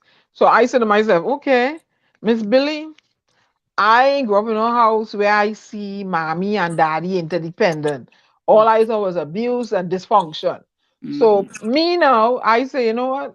It taught me I got to depend on myself and God. I got to depend on myself and God, because I didn't learn it from Papi. I want $5 and the money was there. I could go to that interdependence. I learned, and there are a lot of people like that. I learned I got to educate myself, and I got to depend on me and God. Yes. You know, so this interdependence, how do you teach your female girl children that interdependence is not submission? Yes. It is something that has to be taught through modeling and direct instruction. And one thing you said there, Diana, which is very important, that a lot of our trauma victims must understand, which is why I use the quote, your wound may not be your fault, but your healing is your responsibility. There is something called a trauma brain. People who go through trauma, whether it's one occurrence or especially repeated instances, whether directly or witnessing it, their brain changes. And that means structurally, we have seen scientific images of the brain where there shifts, shrinkages in certain parts of the brain, key parts, but it also changes functionally. And one of the things that we see is that there's something called a survivor brain. And so that brain allows you to always, one, protect yourself, and it keeps you, it isolates you in many ways. That's one of many other things that happens with the survivor's brain, right? How do you teach that? First of all, like I said, it has to be modeled, but constantly retraining the brain that, hey, you are enough, but you accomplish greater when you connect with the right person or people. So we say you want to go fast, go alone. You want to go, what's the other part? You want to go long or you want to far? That's it. I said long. You want to go far, go together. So we have That's to right. train, we have to train our people, our young people, boys as well. But listen, what gives you that power is, first of all, knowing who you are, knowing your significance, knowing what you bring, and then knowing who and how to connect.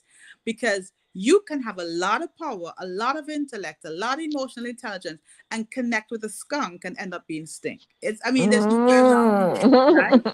So we have to teach it, we have to train it. And parents may not be, parents, like you say, some of them don't have the capacity. They don't have the capacity because they themselves never got it, and they never trained themselves in it. But society becomes the village, the teachers, the neighbors, the church, all of these places, the mosque, wherever you worship, they are to become sometimes the surrogate, the trainers, the educators, that non-formal education that develops the emotional and spiritual and intellectual mind. And sometimes, Mrs. Billie, because I'm reading this book. I don't know, you know this book? Let me see that. I know that book. Yes, Yeah. well, that's an excellent book. That's good reading. Yes, I'm reading that. Right? So I said to myself, how do I, with what I've been through, and I'm persons like myself, how do you retrain yourself? How to be, when you didn't have the male figure to show you it's okay to depend on a man, he's going to do what he says he's going to do. How do I, as a grown woman now, or someone like myself, and those women that they call aggressive, how do we retrain ourselves to oh God, I gotta depend on him? But you see certain tendencies, huh? But is that, Diane, let me interrupt you there. Is that the word that you want to use? Do you want to use I have to depend on? Because that may be the other extreme. How do you interdepend then? Learn to interdepend. And you see certain tendencies that remind you of the ghost, the deadbeat father you had, or the male figure. How do you separate, oh God, he acts in that way. He says he was gonna call, he don't call. He says he's gonna text you, he don't text you. He says he's gonna come, he doesn't come. So you see these tendencies emerging. What do you do? Do you I'm gonna try and be submissive, and maybe he'll. Or that's what do the you? That's the other extreme, Diana. What do you do? What is it?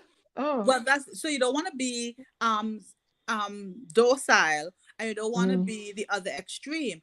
What you're speaking to there is, one, the self-narrative. What is the narrative you're giving yourself? Remember, again, what you think affects what you feel affects what you do.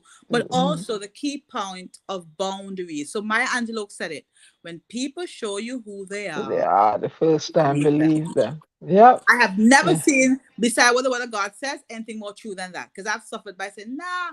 So what happens is, when you see the pattern, the cycle, you should already have your boundaries established as persons, both male and female. I'm talking to our audience.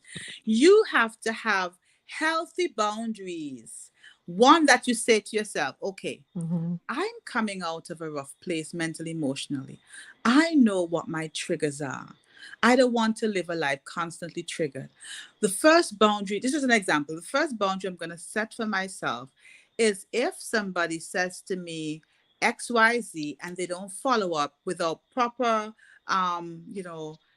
explanation of reasons for reneging, then I will not engage anymore. That's a boundary you set.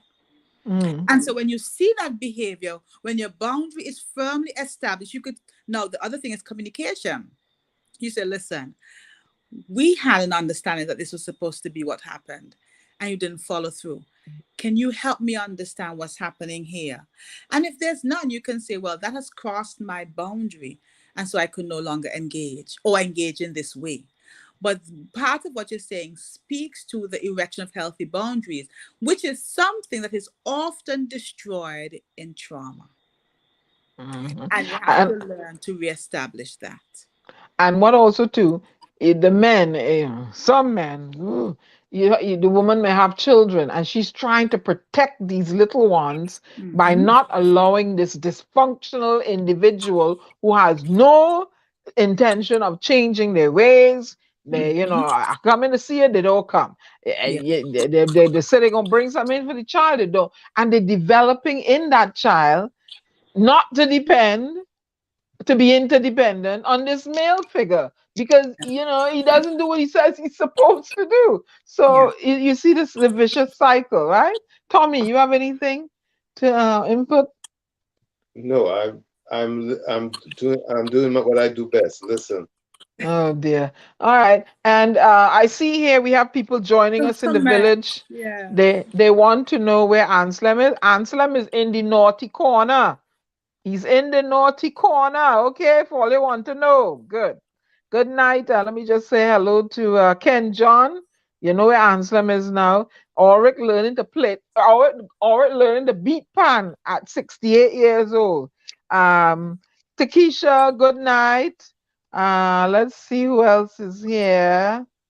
All right, those are the new villagers coming in. So Auric is in, Anselm is in the naughty corner. Good.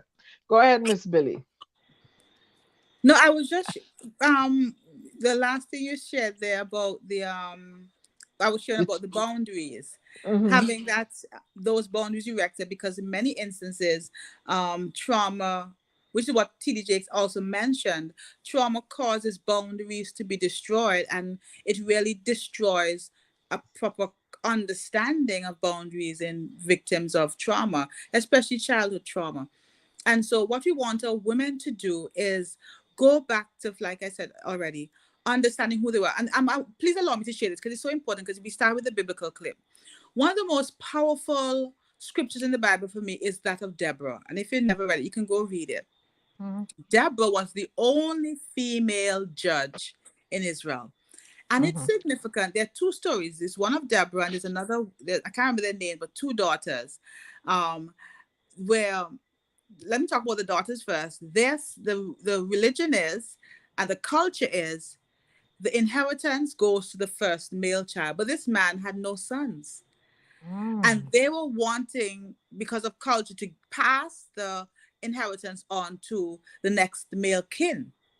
And these two sisters stood up, this is in the Bible, and said, no way. We may not be men, but we are the offspring of this man. And if there's no one else to give this to, we should get it. We honor the culture. We honor the faith structure of giving it to the first male. But you didn't make a male. That's not my fault. And so we will become victims of your failure. Of course, it's not a real failure, but you just didn't have a boy child. So we will take that and we will honor you and your legacy by being women who hold this land and carry on. Then there's Deborah. Deborah, like I said, was the only female judge. And the Bible says when they were going to go to war, Barak was the army general. But because she was such an efficient and precise judge, he said to her, I am not fighting this fight until you come with me. And she actually said to him, and it's written in the scriptures, well, because of that, it will be known that victory came through a woman. She didn't have to go out. Deborah never went in the front line, per se. But she supported, and it was she who killed the the enemy, it was another woman who actually did it, who staked him down on the ground. But the point was, women all throughout scripture have been, women are people of power, innovation and everything. But when we come to the place when we don't understand that innately we are that, we begin fighting a battle that we can't win because we're not fighting from the right premise in the first place. Even sexuality, in terms of, and I'm talking about sexuality in terms of your femininity, the softness, the warmth, it's part of who we are. And the problem is we have used it for manipulation. The things that I can get from my husband through my softness and my warmth and my love, that my loud voice will never get. And I have a big mouth, naturally. But then sometimes I'm like, Billy, tone it down. So why is it you think they respond to that softness and not, hello, I need such and such done, okay? End of the story. Again, Gottman has shown that. They have done lots of research. When we look at the major needs of men and women, one of the major needs, and I think it's innately created by God as well, from men, is respect. Men interpret respect as love. Respect says, you see me for my worth. Even if I don't make the money that you make, even if I don't have the build that you want, even if I don't have, you respect me. And respect just says, I honor you. I like who you are. Women want love and security. That's what we need. That is why when a man doesn't provide in a relationship, the woman begins to feel unloved. Because one of the major needs of a woman in any relationship is security. And that is, you're providing for us, you're keeping us safe in the home. If somebody comes and attacks my character, my husband is going to stand up for me. When she doesn't feel secure, she doesn't feel loved. When the man doesn't feel respected, he doesn't feel loved. If you're cutting me down with your words, if you're ridiculing me in public or in private, if you're disrespecting me and downplaying every little thing I do as a male, I feel disrespected. I don't feel loved. And that is why we have had many people, I don't support infidelity at all, but we have seen many relationships and women would say, but you leave me for that? I've heard it. So you're this wonderful, educated, whatever woman, and he goes with some rap scrap, some little girl coming up or some. You know why? Because they honor him. They give him the respect, and they're like, "But you leave me for that? I give you anything you want." What he needs is not being given. So it's not he's leaving her because of, the younger is perceived to be more sexually, enticing. Not necessarily all the time. Sometimes it's Not just that necessarily. they honor them in the way. The younger girls out of their ignorance, but even some older women who would just honor them and say, listen, man, you're the best thing. Don't worry about that. But you made a mistake. I'm tired of you. You always with that. You talk about your mother. I mean, after a while, it's going to affect, And so we women have to understand our power. Tommy, anything? Yeah, I need to hear this gentleman. Tommy, she wants to hear TDJ. Can we put up Tommy's picture? Well, I'll tell you something. You've said so much, Miss Billie, that you have me. My mind is just racing, going back, thinking through the years, how many mistakes I made, and how many good things I've done, and so on and so forth. But how much mistake you make, Tommy? Let me hear. Go ahead. Never mind. Go ahead. We don't count the mistakes. We count the growth spurts. Anyway, at the end of the day, what we men need is our women to be women. And which is a good support, a strong support. So we won't need them to be the main player in the supporting cast. Not forever trying to be us. Because when you try to be me, then there's no need for me. I don't want to be you, Tommy. I don't want to have a bald head and gray beard. Okay? So, there we go. Go ahead. You don't necessarily have to have a bald head and gray beard, but when you try to wear my pants and my underwear then something is wrong. Mm-hmm. But you It, say you want a strong support. When yeah, but whenever we put on them strong boots, then all of us have a problem. You're too aggressive. You're too. What is this all you really you don't want? have to put on the boots to be strong. To be, you don't have to be. But we You don't. stepping up. We stepping up to the task of that. You want me to be strong, honey? All right, darling. I stepping up. I strong. I there for you. The car breakdown. No scenes. I call the mechanic already. If you don't have enough money, Diana pay for it already. What's the problem? Well, can I say something quickly there? Because you said something that spoke to a conversation I had years ago. I love what you're saying there. We want to step up. We don't want to step on. So sometimes we step up. We're thinking we're stepping up, but we're stepping on. So one thing the marriage counselors always suggest, in a situation like that you gave Diana, we think, okay, let me just rush in and rescue. Men want to rescue. So sometimes you may want to say, hey, babe, the car broke down. Do you want me to call? Now, let me tell you something. I'm saying it. I'm a professional, but I'm a Russian kind of girl too. So I have to remind myself. I have to go to my husband and say, what do you want? Well, how do you want me? Sometimes I just go to him and say, how do you want me to help you right now? Because in my mind, I have had the situation figured out since yesterday.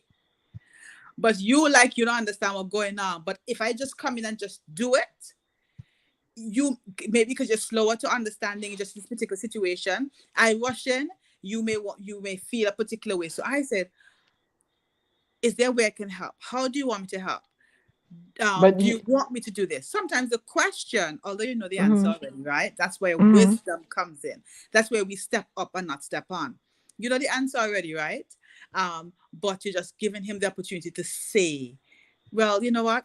How about you call the mechanic? Well, I don't have the man on waiting. I just wait for you. But Miss Billie, that's too much work. If I gotta come in and like, oh God, let me be careful what I say, because he gonna get and he gonna feel like stepping on him. And I'm just being me.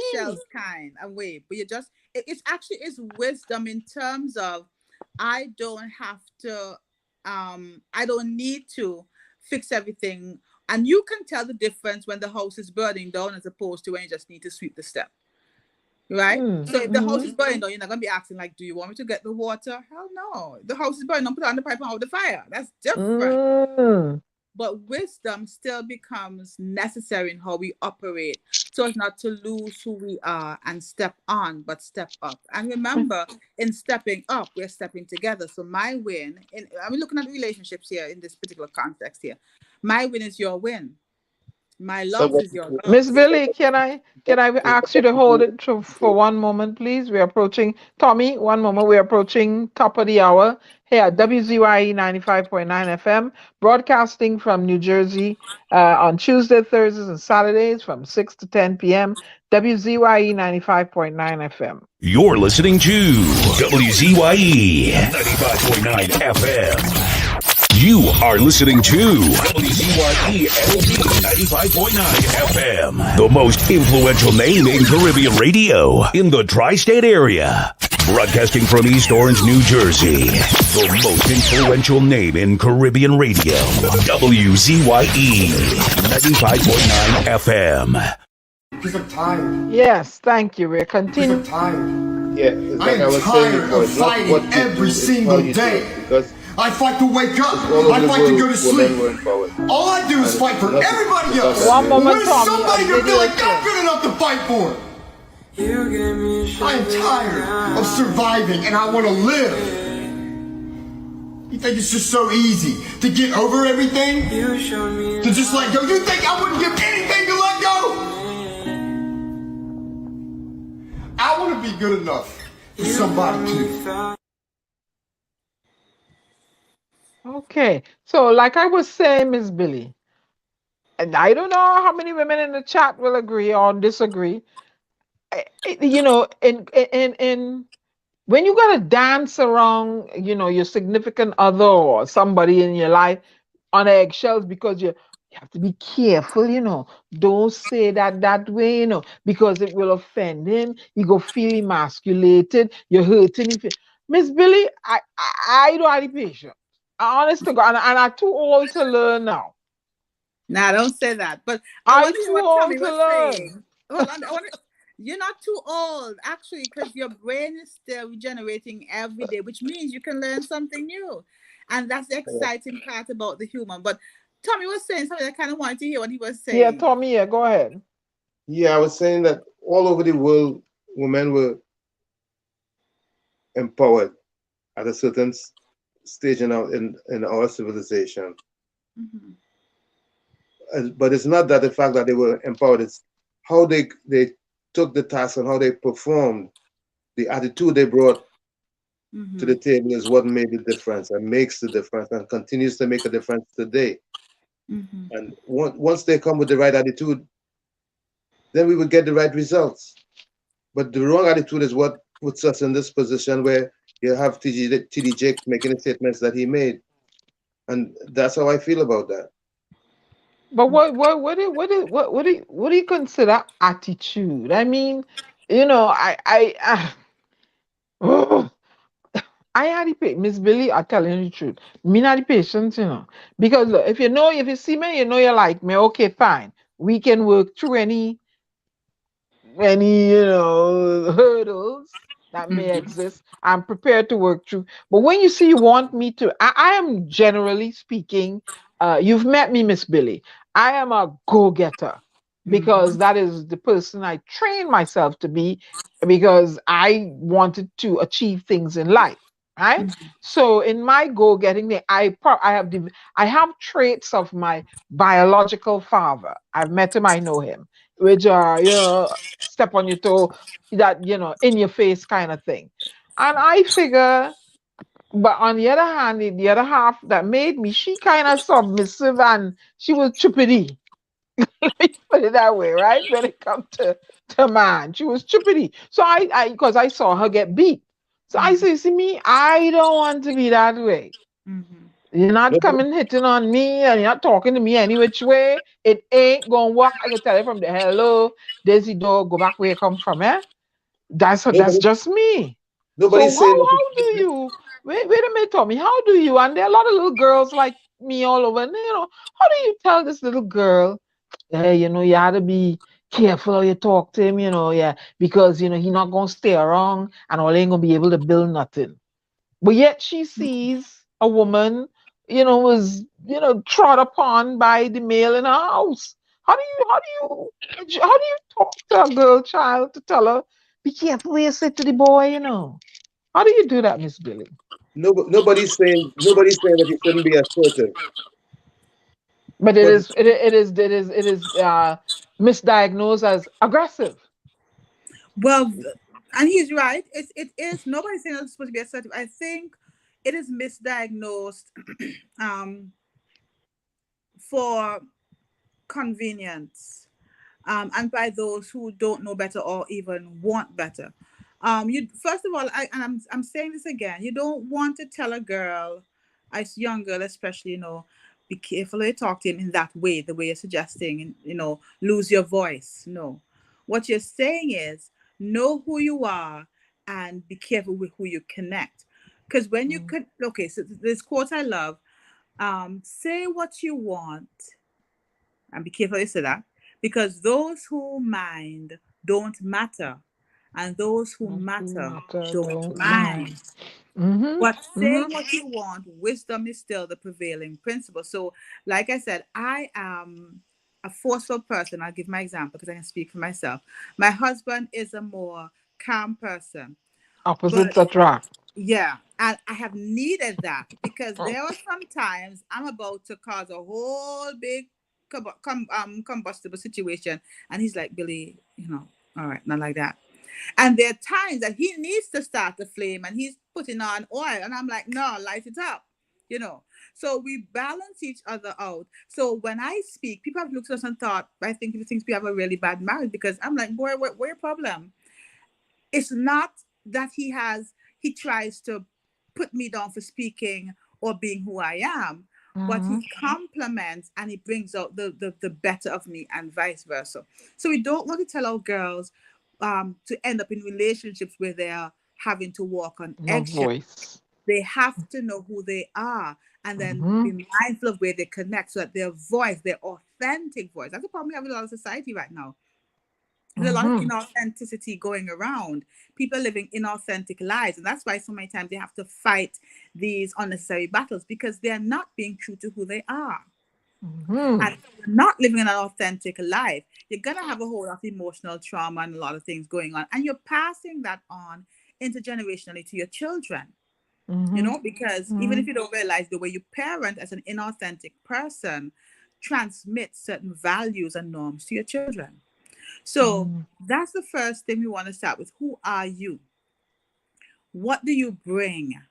I remember I could share this as well.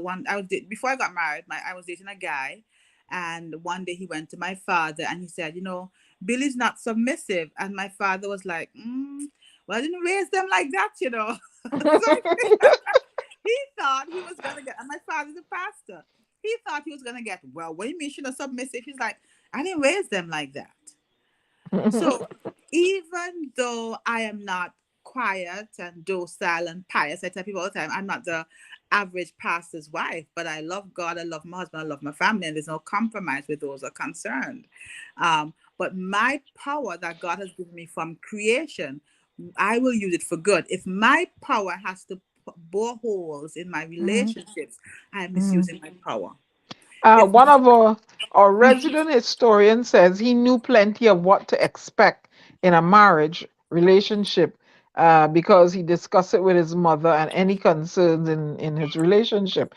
Now, like I said, you learn it from the home, and I learn as I go along. But I too am an assertive individual. People may want to twist it and call it aggressive. I only get aggressive if I feel you're physically challenging me. You know, you want to hurt me. But I am extremely assertive. I am not going to sit there. I know what I want done. I know what needs to be done. We discuss it, and then you drag in a lollygagging and you're dodging, and I ain't got time for that. I going to take the bull by the horn and do what I's got to do.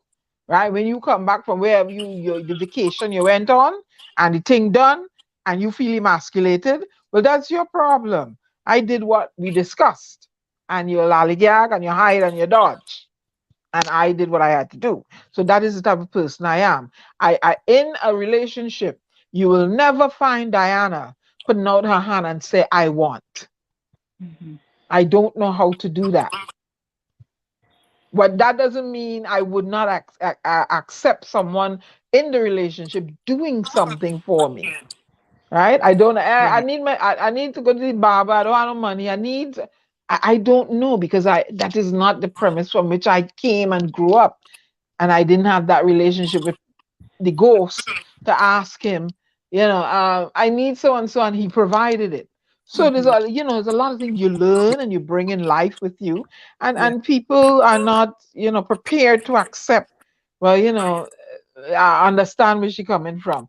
So I for me to for TD Jakes to say, I'm trying to be you're raising me to be a man. No, we're not raising. I don't think so.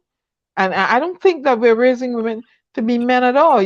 When you're the man, you walk off and leave her with the children. What's she supposed to do?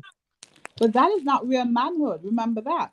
And he didn't start, because remember, Steve Harvey wrote that book, Think Like a Man, Act Like a Woman. And so we want to make sure that we're not distorting. I call it divine because it has purpose, womanhood and manhood. There's some things a woman doesn't, a man cannot do that a woman can do, and vice versa. We just don't have to get our wires crossed. Even if you have to step up, which is what I saw my mother do when my father left, and my sister did, because I'm the last child. Now I grew up in that setting, and I'm in a marriage where my husband, although he makes less, provides. And so I have had to, I'm okay with that. Step back and say, I know, and I'm breathing a sigh of relief. Like, oh my gosh, I don't have to do everything. And that's good. But it's something I had to train myself. Like you said, there are times when I have to ask my husband for money, and I have to go in the bathroom and rehearse how we're going to ask, because It's not, but I normally do. I normally go and say, hey, I want to go buy this. I go and text someone and buy it and just go get my money. But if I have to ask, I'm like, oh my Lord. And he laughs. He's like, you didn't want to ask me, did you? I'm like, no, I didn't. No, I didn't, But it's okay. And he makes it okay that I ask. And when he has to ask, I make it okay that he asks, So Well, we have to learn and we learn. We have to unlearn and we learn new things in order to improve because we're constantly evolving. Evolving, yeah. Tommy. Yeah, but the thing is that when he asks, and if he asks, you don't belittle him. You don't make him less than a man, do you? No. Well, most women who are in that position, what would they do? What's your thought? I don't know if I'd use the word most, but I think a lot of women, many or some may actually think, ha ha ha, this is my chance. And that's because they don't understand the value of the unity in the relationship. Again, you don't have to step on to think that you're stepping up. You're stepping up means that you're doing this together, not step on the person. I have seen many who say, you're not a man, you're less than. And we've heard of many work with some couples, and so I'm just, even something Diana said there, I'm always very careful because you don't want to just say, well, I'm just going to take the bull by the horn. You want to actually can we do this? And that's just any respect. But I only would take the bull by the horn if there was procrastination, deliberate procrastination, and I'm like, I gotta ask you over and over and over. I Miss Billie, I do have the patience. I understand, but it is something that we want. I want to encourage you to practice it. And I had something on my Facebook the other day. What you practice, you get very good at. And I don't want to get good at that. At patience, because it actually lowers your own blood pressure. It actually makes you healthier. But generally, what we want to do is encourage our girls or women to, I can't say this enough, first start out by knowing who you are. I don't have to compete. And if you want to go back to the biblical stance, where T.D. Jakes is going from, and I say this all the time, we talk about the Proverbs 31, women and men, and my husband is big with this. But men like to come and say, you must submit. But the next part of that scripture says, husbands, love your wives as Christ loved the church and gave himself for it sacrificially. So my husband always teaches, when you want the woman to bow down before you, remember, if anybody neck has to roll, it's yours. Men are bowing down before no man, so he have a task on his hand right there. Not happening. Not happening. Not happening. Nobody said bow down, but we need to submit to each other. Isn't that true, Miss Billie? And I don't feel like submitting. Hey, we submitting another time now. I have this. This is me.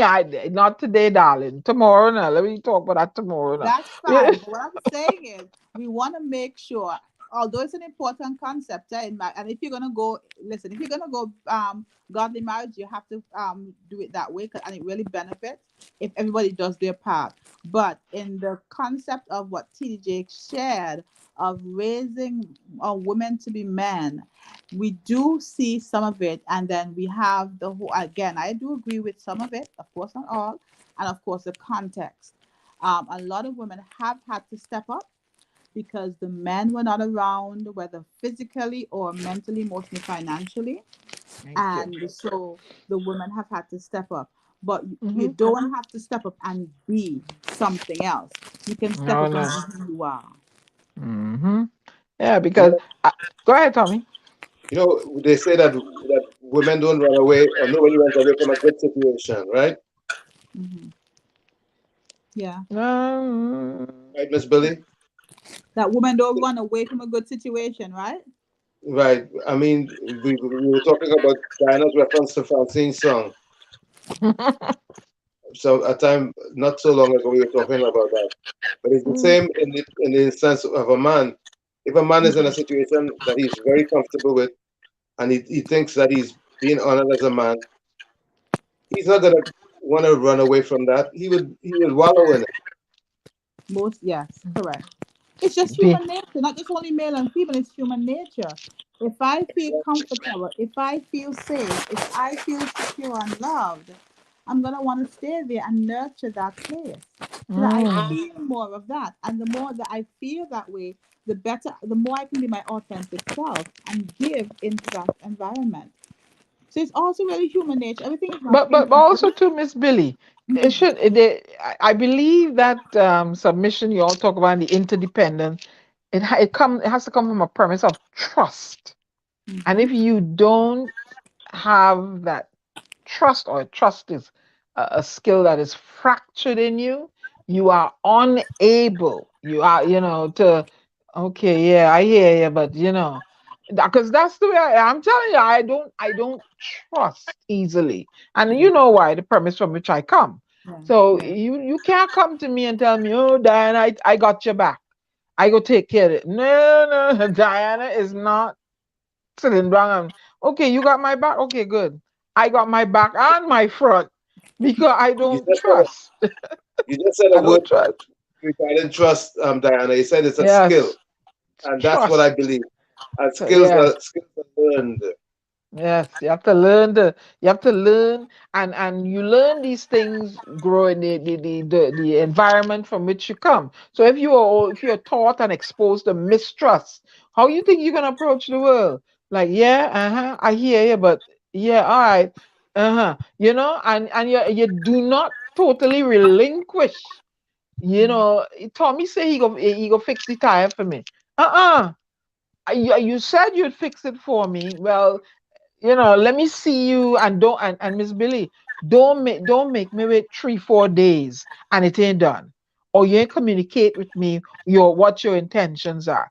These are the premise of people, that come from fractured trust. But So that's Yeah, everybody. but you cannot be impatient to the point I where know I didn't you put say yourself in a impatient. picture. I said trust. I ain't saying Yes, impatient. I don't, because you know why? If you tell me you're gonna do it on Thursday and you don't do it Thursday, you have triggered a memory in me of that mistrustful individual, right? And I equate that. Well, you say you're gonna do it Thursday. What happened? You didn't do it Thursday. I ain't waiting for Friday. Sorry, right? And, You've and I, already you've already broken that trust in me. So I go in and take care of myself. Go ahead, Miss Billy. first, my battery is dying here, so I may just get knocked off just now. But what I want to, you said something so important, which is something we have to also understand. Mm-hmm. What was triggered was your issue, Mm-hmm. not his. So sometimes we hold the other person responsible for our mess. But again, like I say, the wound is not your fault. Healing is your responsibility.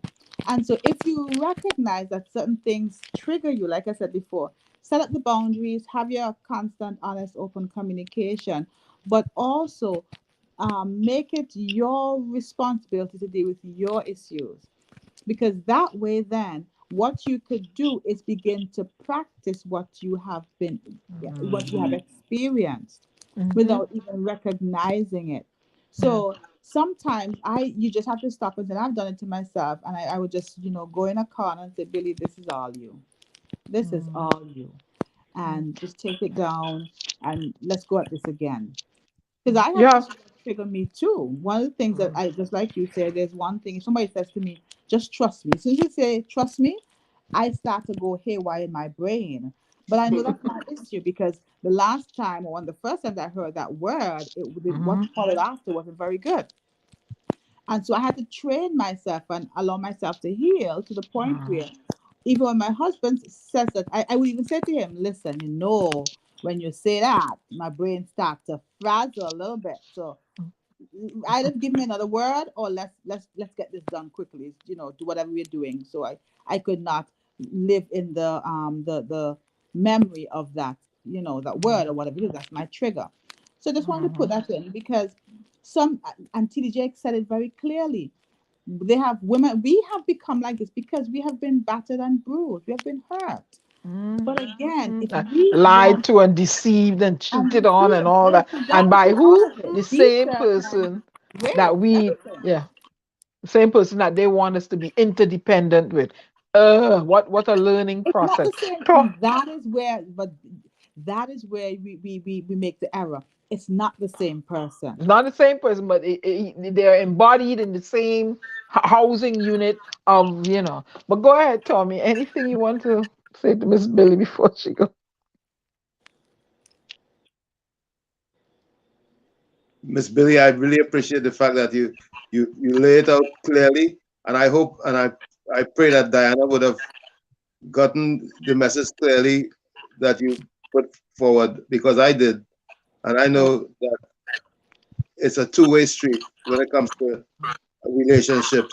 Not only that, women are an integral part of society that has to be respected, and men should always continue to respect them, and we will get what we deserve and what we dare wish we did all the time. Anything else you want to say before you go, Miss Billie?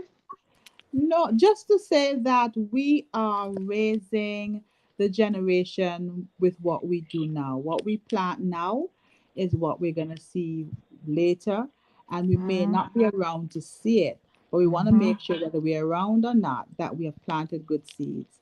And so we want to give our men back their role, because what happens as well when women operate like that in relationships, the young boys see that, and it is very painful to see young boys being taken advantage of by women. Just like it's very painful to see young women being taken advantage of by women in relationships. So we want to make sure, because intergenerational, we call it trauma, but intergenerational healing is a thing. And so we want to make sure we're passing down the culture of healing, and not just hurt and abuse, but healing and growth. Growth must always be, no matter what we go through, growth should be our window of looking at it, through which we look at it. So thank you so much for having me. I really Thank you, Miss Billie. As usual, you grace us with your knowledge and your calming demeanor. And I promise you, I'm going to make a concerted effort to try to trust. I'm proud of you. To try to trust. But listen here, if he starts with his nonsense, hey, you see the door, you just come through, go now. Go back where your guest came from. Miss Billie, we thank you for joining us in the village. Do you think she learned anything? I think she did, but she just wants. I think she did. I hope so. Miss Billie, thank you again. We'll always call upon you when we have these issues that need expert knowledge. Thank you for joining us in the village. Do have a blessed evening. Thank you. You guys be safe. Okay. So there you have it, ladies and gentlemen. Let me see here. Let me see who in the village here. 1 minute, Tommy. Who come in the village late? Alright, get away from beaten pan. I am tired of fighting every single day. I fight to wake up. I fight to go to sleep. All I do is fight for everybody else. Well, when is somebody gonna feel like I'm good enough to fight for? I am tired of surviving, and I want to live. You think it's just so easy to get over everything? To just let go? You think I wouldn't give anything to let go? I want to be good enough for somebody too.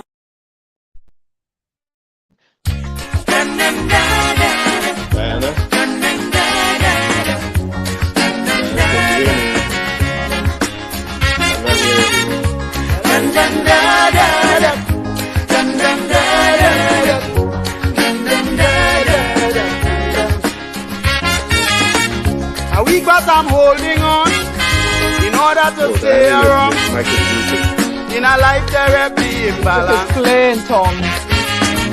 For it is nature's way until judgment day. Weakness ain't got a chance.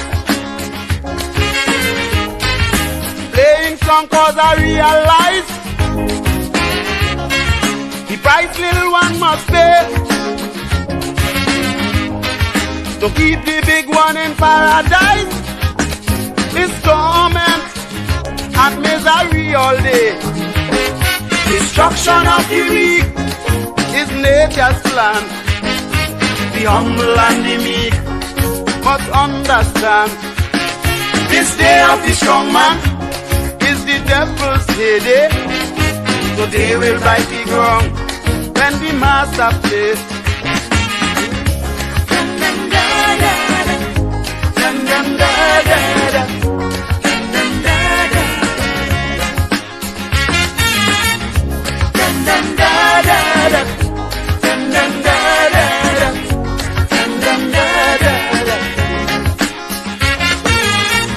As long as you have the cash and all your strings attached, you're on earth but living in heaven.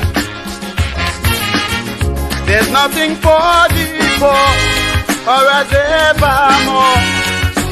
Life in a lion's den. Hungry man shall aspire to keep the high man on top, to take him higher and higher. The poor one must struggle till he drop.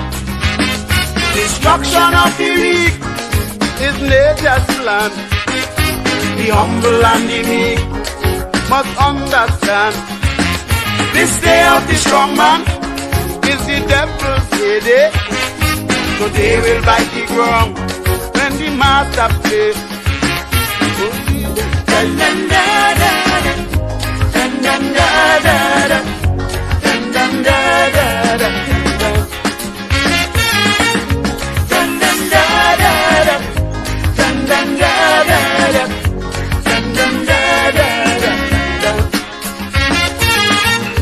Down in South Africa, white men with gun power have the natives under subjection. The black majority live in poverty, all because they ain't strong. Black man life is a thoroughfare. Nature make him a slave. South Africa is a nightmare for colored from cradle to the grave. Destruction of the weak is nature's plan. The humble and the meek must understand. This day of the strong man is the devil's heyday. So they will bite the ground when the master plays.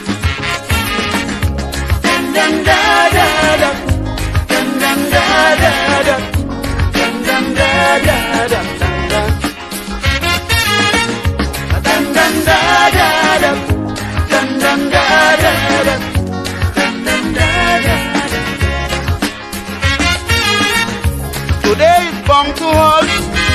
Nature will somersault, bringing sudden death to this wild place. And only those who clean going to make this scene. How you work to get paid? Sufferers shouldn't worry. Nature taking its course. Tomorrow you may be happy. Just hold on. If you let go, you're lost.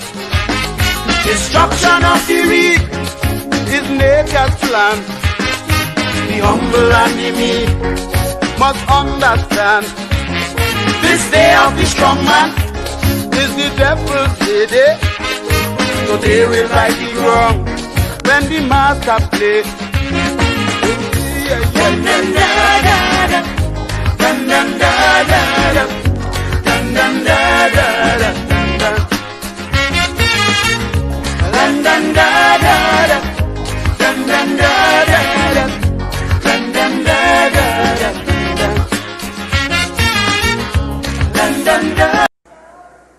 If Adam had not allowed Eve to pour into him, sin would have never come into the world. Sin came into the world because Adam broke the order. We were not designed to receive from women. Your self-esteem is compromised when you have to ask your wife for lunch money. I'm not saying you got to be rich. I'm not saying you got to be famous. I'm saying that you have got to be the one who pours in, not the one who takes out. When Adam started eating out of his wife's hand, sin came in because the divine order was broken. This breaks all sociological orders of the culture we're living in now, because we are raising up women to be men.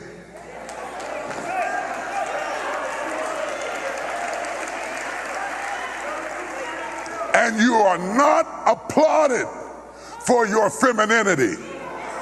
You are applauded in the contemporary society by how tough, rough, nasty, mean, aggressive, hateful, possessive you are, and you are climbing the corporate ladder, but we are losing our families. I know you can buy your own car. I know you can buy your own house. But until you create a need that I can pour into, I have no place in your life. So stop coming home bragging to me about how much you don't need me and wonder why I shy away. Oh, y'all ain't gonna talk back to me this morning. The conversation has become, let's prove to the men how dispensable they are. And it is born out of pain because we hurt you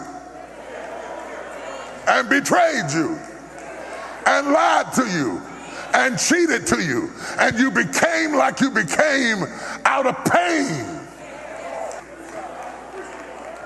Oh, Lord. I told you they wasn't going to like this, Jesus.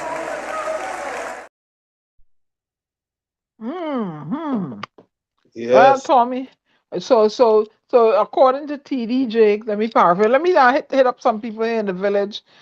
Ken John, yeah, hi. Denise Carice, good evening. Welcome to the village. Thank you for joining us. Denise, someone paid me a compliment on my earring. Thank you, Denise. Albert says men have to be constantly learning in a relationship, but men have to know when to cool off and find time to talk. So who teaches the men to cool off and find time to talk? Who does that? How do they, if they ain't seen it in the household? Papi hot-headed, slapping mommy around. Pelt something, he go on by the rum shop, he drink, he stumbling, coming back home drunk. Where do they learn the behavior from? Unless they consciously want to change themselves. Go ahead, Tommy. You know what TD Jakes is talking about, the fact that the women are the ones who the men have to go to ask for this and ask for that. Society actually put that in place, It's by design, not by accident. It's by design. Why you say it's by design? Especially in the Black community. Really? So, me, I can take the other side. So what if in the black community, you say, right? In the Black community, he not doing what he's supposed to do. What am I supposed to do? I have my bills to pay. I have children to see about. I have school books to buy, rent to pay. What's the Black woman supposed to do then? Or the woman he's dealing with, the Black man. What is she supposed to do? If you're not stepping up, you're not pouring into me, like TD Jake said. The only thing you're pouring, bringing another mouth to feed. But anyway, what are you supposed to do?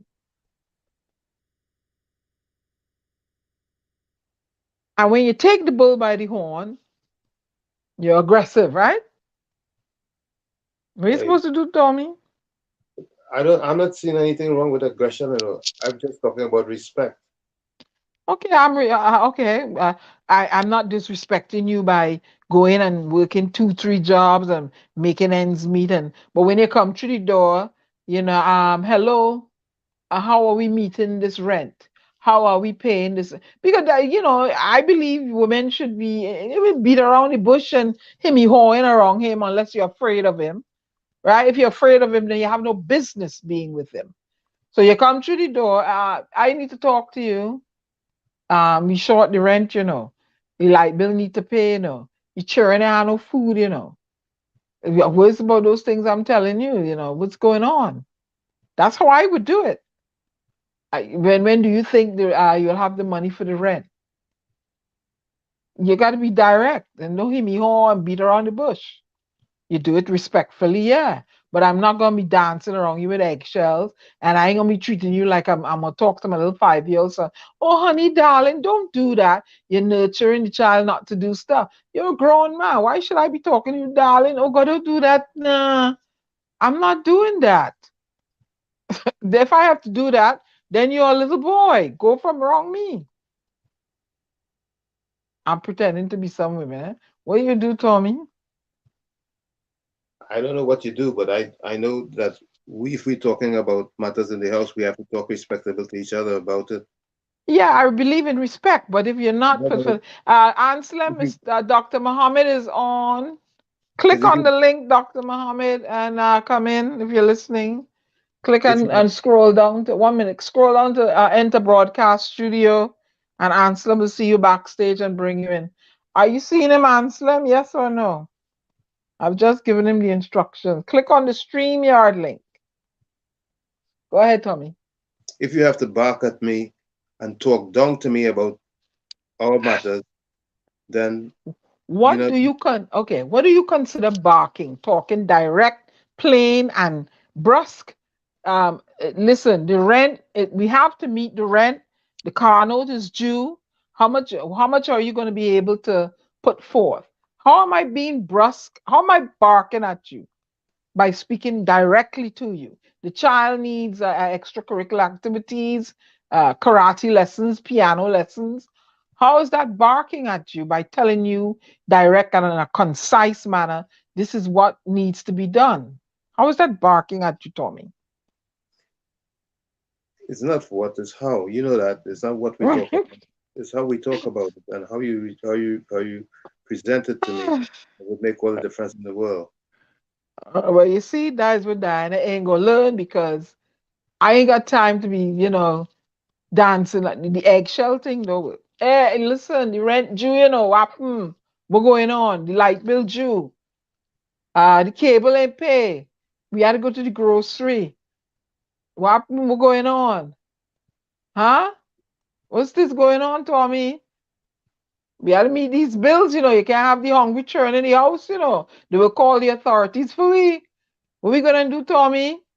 That's barking at you? Oh, Diana. Tommy. Oh, Diana. Tommy, I turned you into a singer. Yes, Clarice. Yes, we do, Albert. Our hormones go in overdrive. Most people don't write things down to remember. I like to write almost everything down. Rennie, so happen, fellas. Fellas is go through stress too. What kind of stress are you going through, Rennie? What kind of stress? Let me hear. What kind of stress all you just go through? Yes, Miss Billie, Albert. Most people believe I have a good memory, but they don't know, Rennie. Told me I am a doc of love, but I know that both parties must take their fair share of the pie. What do you mean by the fair share of the pie? Anselm, is Dr. Muhammad in there? Could you call him for us or text him? I know you can't. Could you text him? If I come out, you'll lose the on the show here. I don't want to drop off. What do you mean fellas go through stress? Good night, Ken John. Nadia, Rennie. All you talking about long time. You're talking about long time, Tommy. You hear what you love a man say? Huh? Yeah, I hear you. You talk about long time. Highly. What's supposed to do is choose better to begin with. I agree with you 100% highly. Choose better and you wouldn't have to have go through all them stresses. Absolutely right. Right, highly. One should not dictate or undermine the other. No, I believe, yeah. You choose a vagrant for a husband or oh no. He's going to log on. Okay, good. Rennie Muhammad, Diana, you're a female supremacist. I'm a female supremacist, Rennie. Hello? What's a female supremacist, Tommy? I don't know. I guess a super female. I don't know. What you mean by a female supremacist, Rennie?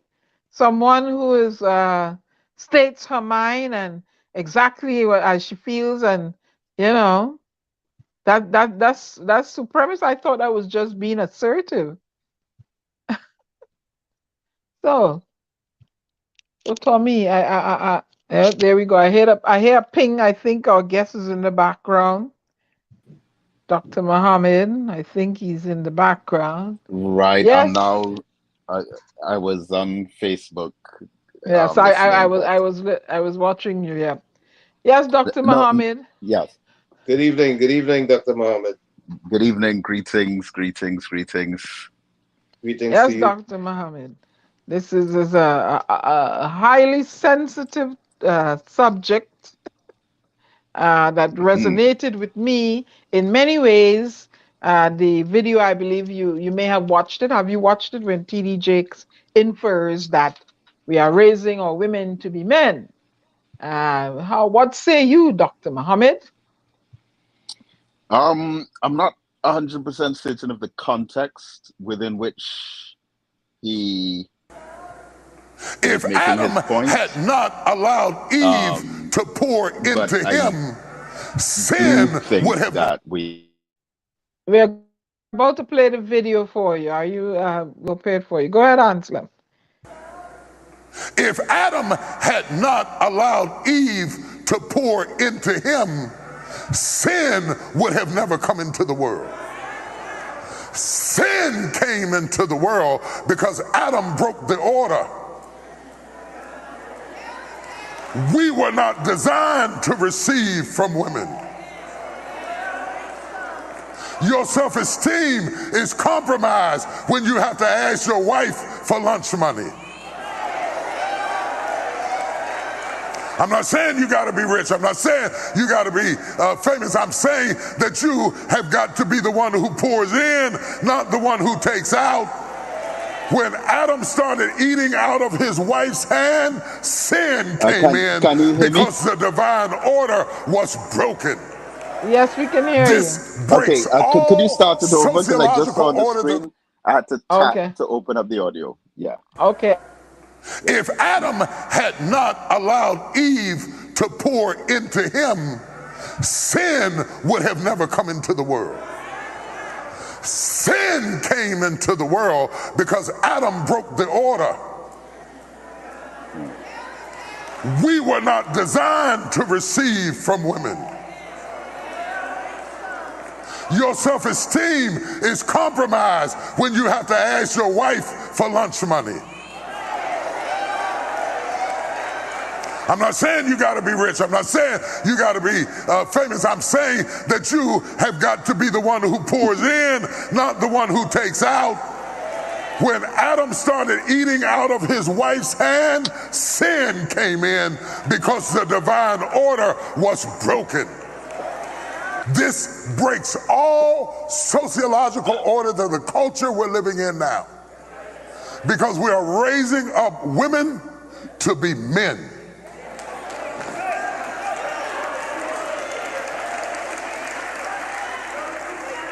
And you are not applauded for your femininity.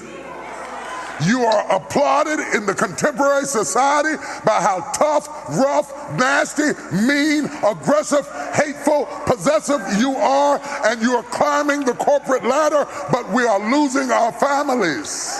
Hello. I I know you can buy your own car. I know you can buy your own house. But until you create a need that I can pour into, I have no place. Yes, I can hear you. Right.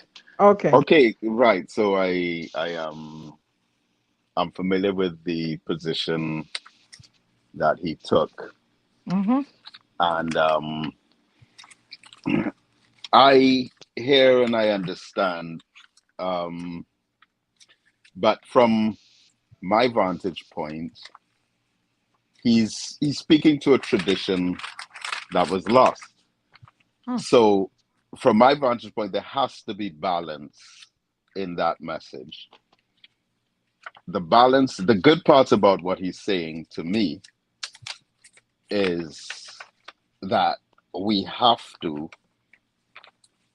keep reconnected to family values, regardless of the changing of the guard with who's the breadwinner, who's the earner in the household, and so on. So I believe that the family structure must remain a solid forum for growth and development of our children, 100%.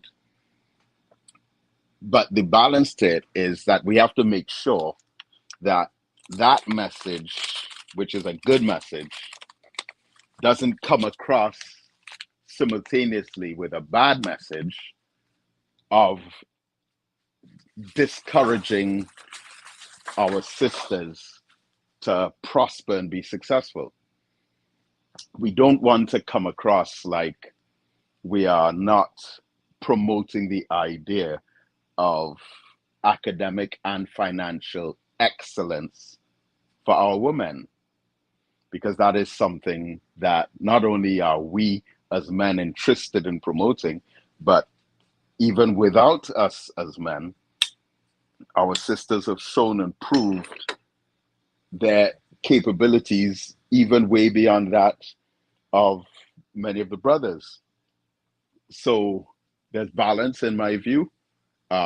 Yes, we have to hold on to family tradition, family structure, for the benefit of the younger children in having that stability and support system. But at the same time, I mean, we have to propel our girls forward. And part of the paradox of the conversation is that when girls were underachieving academically over the last 100 years, it was never considered to be a problem. It was considered to be the norm. And now that women are excelling way above men in academics, all of a sudden, it's considered to be a problem that the men aren't achieving. So we have, over the last 100 years, normalized underachievement of girls. But now that you have gender equality as far as enrollment is concerned, as a matter of fact, there's a by far higher enrollment of females than males in Caribbean tertiary institutions. Now that that is happening, as a result of a switch of, say, 60, 70 years ago, you know, we're seeing it as a problem that has to be solved. But we have to make sure that we don't hinder our sisters from achieving. So that's basically on a surface level my view of it. Okay, Dr. Muhammad, because the video seems to be it resonated with me in a way that I put my nose to the grind mill and I paved the way for myself. But if it is society is raising women to be men, then the men need to stay around and make sure that the family's okay and the girl doesn't have to feel like myself fractured or has the trust element is lacking in the male figure. So I am not going to relinquish my well-being to a man. I don't know how to do it because a man taught me not to rely on a man. You see? So I'm Right. using myself in this So example because there are a lot of women. that's where the mistake. That's where the mistake is being made. We have to Mm. make sure that a woman who becomes educated, who opens her own business, who earns a PhD, who has acquired a certain amount of wealth or assets, we cannot confuse that with being raised as a man. Mm-hmm. That's what we want. Mm-hmm. I mean, the part about it that would be referred to as being raised as a man would be the part of not acknowledging the traditional roles that we've had. And if we want to make sure that our young girls are not confused into thinking that if they're successful, Mm-hmm. they're being raised as men. That is not so at all. I mean, okay, I am currently the head of the education department at the University of the West Indies School of Business, right? WZYE Tech. And my relationship with WZYE Tech began when I was invited in 2017 to do the feature address for their graduation. And at that address, there were approximately 600 students graduating, right? Mm-hmm. And out of those 600 students, in my estimation, about 510 of them were women. Less than 100 were men. And these were, remember, that's the School of Business. Those persons were doing degrees in management, administration, supervision, human resource, you know. So if you have 80% women graduating in those fields, we have to make sure that we don't try to send a message to them who are making progressive steps in their lives to suggest to them that they're being raised as men. Definitely not. Because to be honest, if they were being raised as men, then the way some things are going, they'll be in gangs and shooting and killing and selling drugs. Because the same way that you have a majority women in tertiary education, we'll ask where the men. Well, the men are in the prison, 30 to 1. 30 to 1 in jail. And those are the trends. So the men are straying away from what their traditional roles are supposed to be in the same way that women are straying away from what the traditional roles should be. But we shouldn't confuse that with economic success. And Dr. Muhammad, do you believe that the patriarchal role has been, let me put myself on camera now, has been compromised because traditionally men, are supposed to be strong, robust, and take care of stuff.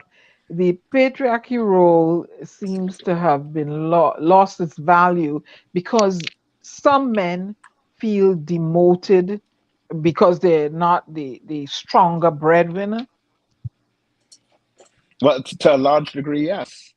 And, Minister Farrakhan has pointed out to us over the decades that our oppressors have used the success of the female against the male. Our oppressors have used the success of the Black woman against the Black man. And that has added to this, what has been referred to in the literature as the marginalization of men. I mean, when you look at the school system once again, you see that going back to 100 years ago, well, really 120 years ago now, all of the school teachers were men in the primary school. Now, again, we're looking at that 80% ratio. The majority of the school teachers are women. 100% on the early childhood care and education level, approximately 80% on the primary level, and somewhere around 55 to 60% on the secondary level. So you have all of these female role models who are there for young girls to see as examples of what they can achieve and accomplish. Meanwhile, the young men already don't have that much positive male role models in comparison, but they also, many, don't even have the fathers available and present in the home. So the gang leader becomes the mentor and the father figure. And his example would not lead in a direction of prosperity and success, but his example would lead into that downward spiral of self-destruction and even the pipeline into prison. So it starts off from such a young age, and it's almost institutionalized that we gravitate towards this new toxic arrangement that we find ourselves in. But our simple point throughout all of this, though, is that we cannot say that the success of our women is necessarily the masculinization of them. That is, we don't subscribe to that. Dr. Muhammad. Yes, sir. Tommy. Good evening again. Good evening. Yes. What we are looking at is not necessarily the masculine, their success being turning them into men, but what we're looking at is the fact that when they become successful, many of them become abusive towards men. Right. No, that's the problem there. That's the problem. But Dr. Muhammad, in defense of women, Tommy considers, because I took on the role, Tommy considers being brusque and direct to be abusive. He's telling me about attitude and softness. Dr. Muhammad, if my bills need to pay, my children have no food in the fridge, I'm a car out of gas, and I say, hello, sweetheart, what's going on? We need to fix this, this can't go on for long. Tommy seems to think I need to come around the man gentle and softly. And hello, no gas in the car, the children are hungry. What's wrong with that approach, Dr. Muhammad? Not necessarily that. We're talking about where your husband may need something that he doesn't have that you have, and he comes to you, even though T.D. Jake says that we're not supposed to take from you. The way society has set it up, you may be the only one that is employable. So why go ahead. But in a situation like what was described there, it doesn't sound like the woman herself is economically empowered, because if she's complaining to the man about bills not being paid and so on, then she herself, it seems in that particular situation that you described, that she is not economically empowered either. But I think the problem would be if she is economically empowered and she uses that financial fortitude that she would have achieved to belittle the man and to use that to either embarrass him or try to make a point that he's less of a man because his woman is making more money than him. That is where the problem comes in. That's what we're talking about. And that's right. And yes, there are cases of that. There are cases of that. But I don't think there are many cases of that. What I feel most of all is because the man, he's accustomed, he's seen as strong and brave and in charge. And so in some cultures may possess a woman. But in his mind, he wants to be, dominion over Diana. And I'm like, hello, there's no dominion in here. Bills need to be paid. We need to sit down and talk about how we're handling this. And that's how I handle my scenes. But Tommy seems to tell me that is the way you talk to me, and I have to go around here with eggshells. I'm not coming around here. I'm not coming around with eggshells. My car need fixing. All of us need to be sensitive and mindful and skillful in the way that we communicate with each other in both good times and bad times. It's not only in cases. You have a point there, but I had the patience. But go ahead. But we're talking about reality of life in America today. The majority of women are higher earners than men. And why is that? Because the way I wouldn't say the majority is yet. I'd say that the trajectory would be that you have more women or more females accomplishing qualifications to eventually become that, but it's not that as yet. And Dr. Muhammad, because of that trajectory, do you think the women would be more higher educated, where you'll find, okay, let's say a bank president, she's a bank president, and she can't find a suitable mate in that sphere, she's forced to date a mechanic. Not that I'm looking down on the mechanic. She's forced to date a mechanic. Do you think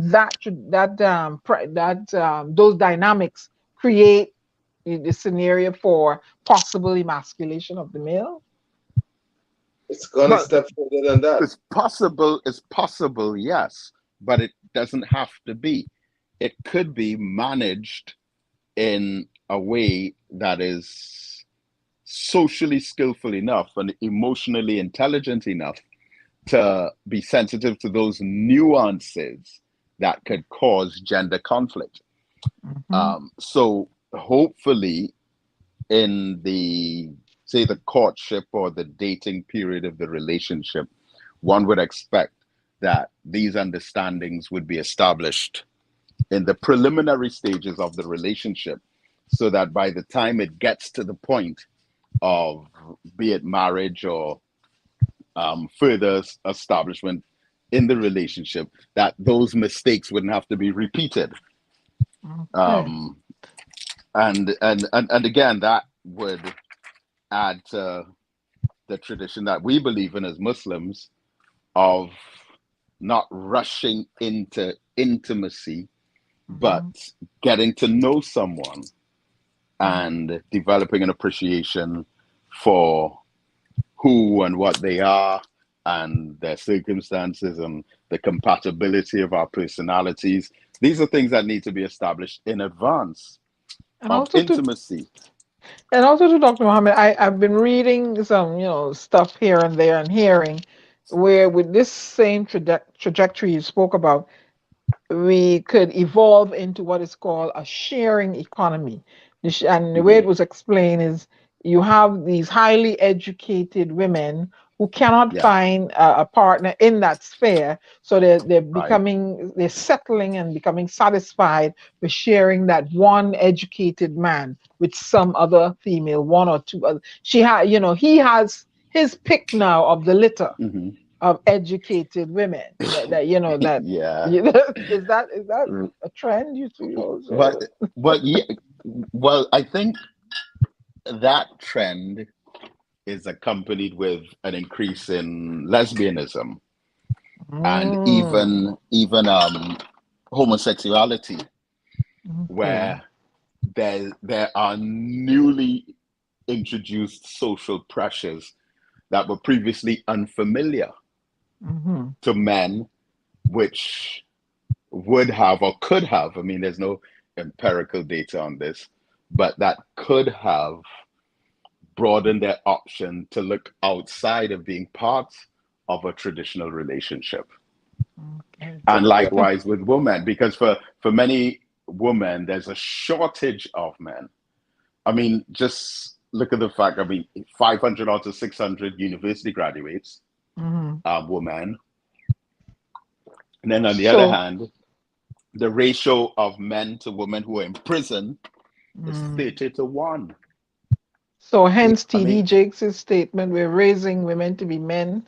Is that correct? I don't know. Well, there is truth in it, but you see, the danger of that is confusing the success of the woman with the perception that she's being raised to be a man. Not necessarily so. She could become a multimillionaire and still fit within the template of being that balanced partner in a male-female relationship that at no point in their interaction has to be aggressive or abusive or violent or anything like that.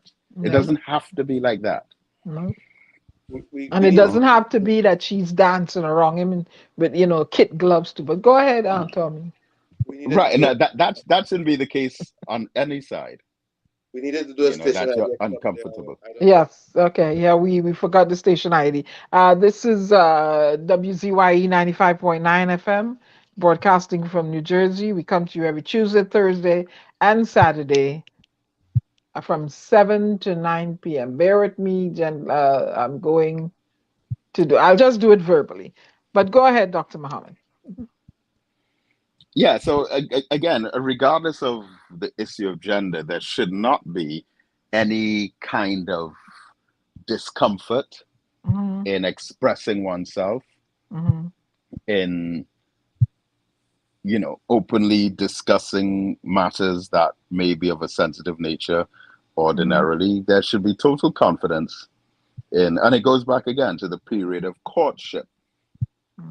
Again, it might sound old-fashioned, but courtship, as Minister Farrakhan explained it, is literally like putting a partner on trial. When you go to a court, you have to present evidence. There is a jury that would examine the evidence being presented. You have a prosecution and you have a defense who would cross-examine the witness. And then there's a judge or a magistrate who would deliver a verdict. That is an entire process. There has to be deliberation. There has to be consideration of facts. There has to be observation of conduct. Most times, the only observation that we make is observing the person physically.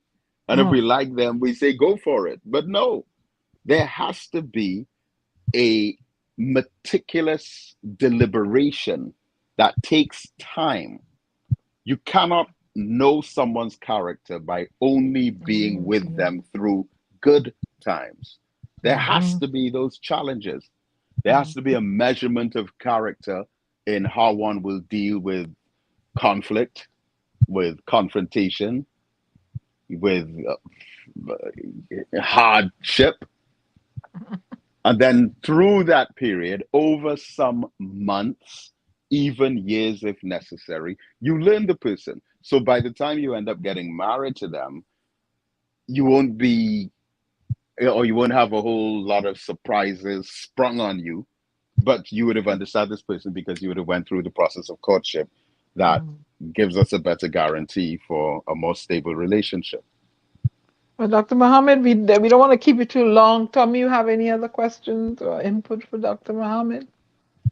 I think Dr. Muhammad made a lot of good points here tonight that puts a different spin on what we were talking about earlier.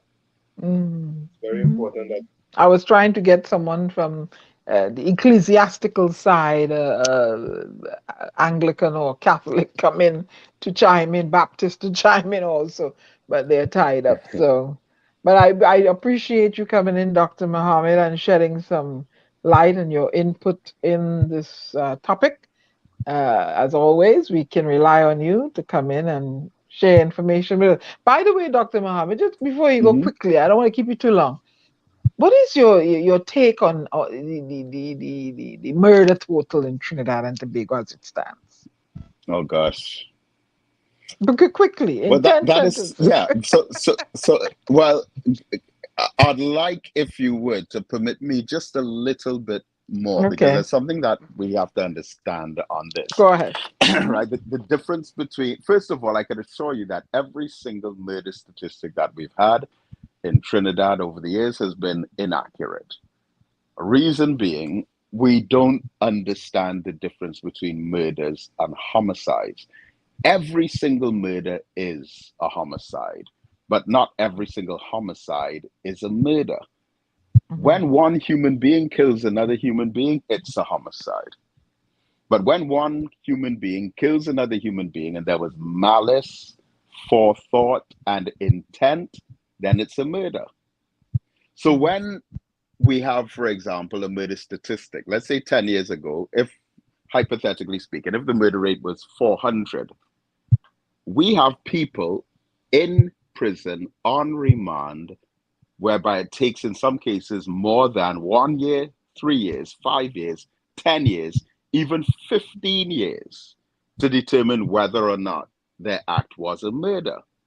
So let's say 10 years ago, 400 murders were registered. And from that time to now, 20 of those persons either won their cases or the status of the crime was reduced to manslaughter, self-defense, or even accidental.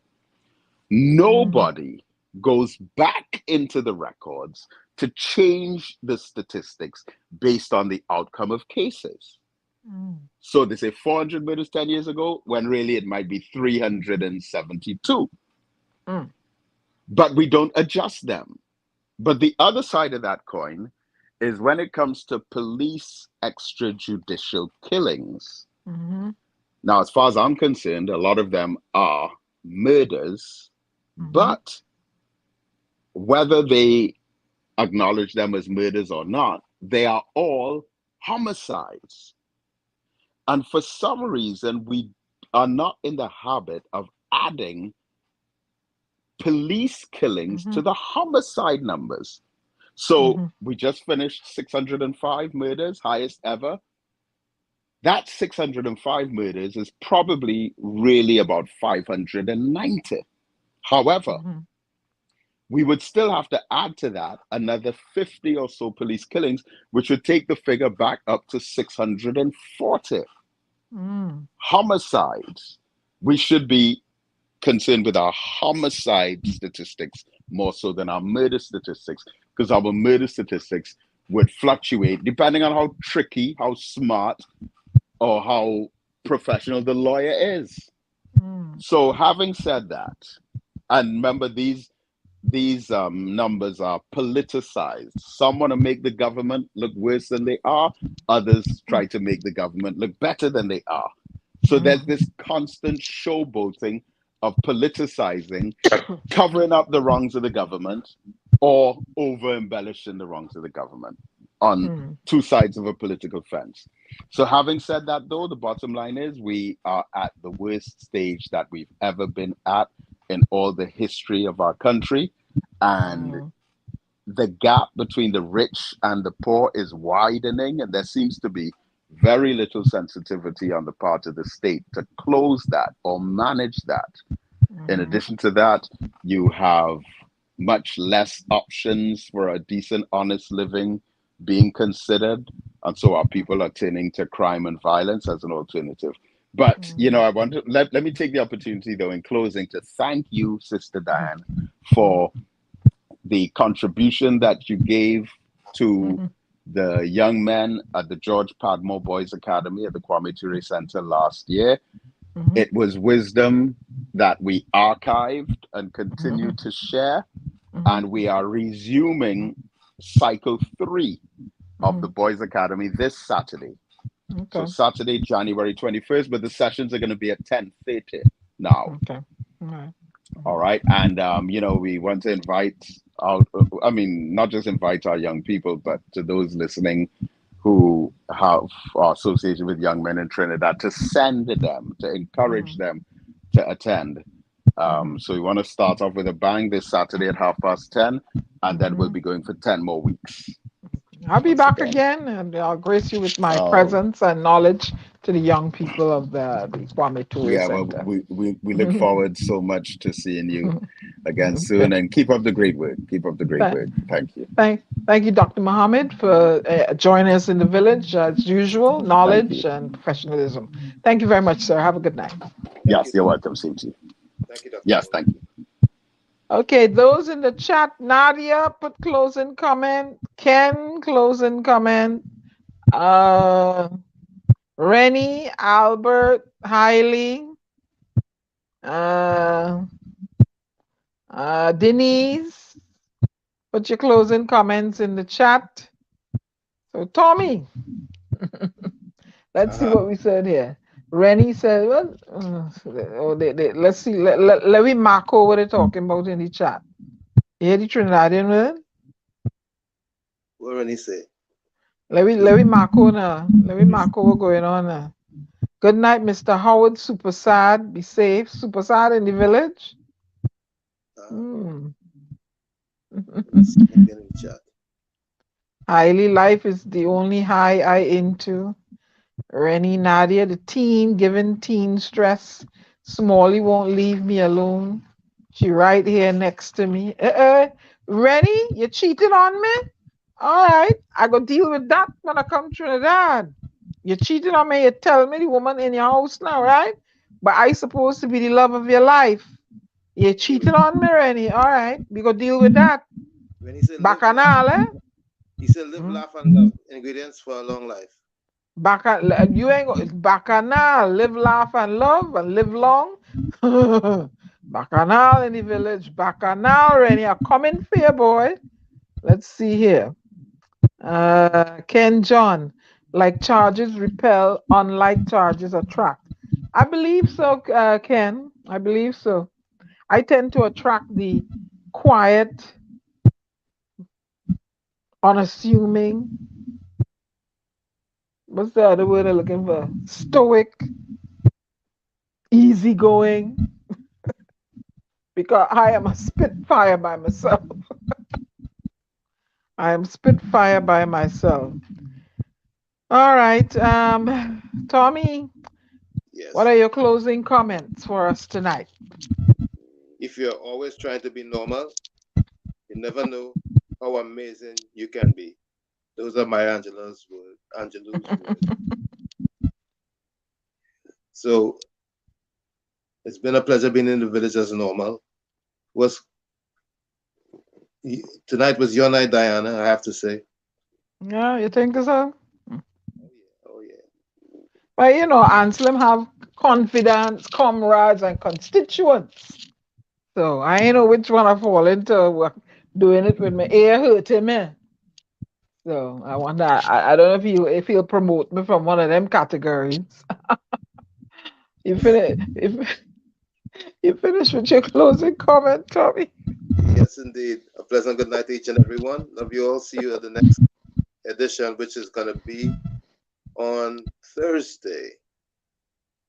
Good night. All right. What I have to say is, if you want to help people, you tell them the truth. But if you want to help yourself, you tell them what they want to hear. That's your closing comment, Thomas Solwell, from your global ambassador and your resident poet. Let me go into the chat to retrieve the closing comments. Closing comment. We didn't get your question, Rennie. Albert, we'll get it next time. Sorry, I didn't see it. Well, Rennie say you have plenty love in your heart. Yeah. I know you have plenty love. I hope you have a big heart and big shoulders to take some cough. But anyway, Denise G, closing comment. Great SME tonight. Always wonderful to have multiple and diverse perspective on issues. Help to stretch our thinking. Right, Denise? Very good. Albert's closing comment. It was very good to hear some different views on male-female relationships and the views of present situation in the world today. Indeed, subject matter expert. Prakash Prasad, good night. Long time no hear. And don't play showing up here a half minute. You need to come in from 6 o'clock. All right. Who else is supposed to put a closing comment? Nobody else putting their closing comments in, and don't say I ain't read them if you didn't put them in. Again, for those who wanted to know where the runner is, he in the naughty corner. We take away his laptop and we cut out his tongue. He in the naughty corner. So he may come back on Thursday. So with that, Nadia says good night. Good night. Good night, beloved people, and stay safe. I'm going to see what song we going out with here now. Let me see if I can remember how to operate this thing here. All right, I'm going to find a song. I ain't looking for nothing. I'm pulling things from inside the lineup, so don't make no special requests. All you? Okay, good. So we're gonna go on. I'm gonna go out with our theme song by Explainer. Good night, beloved people. Stay safe.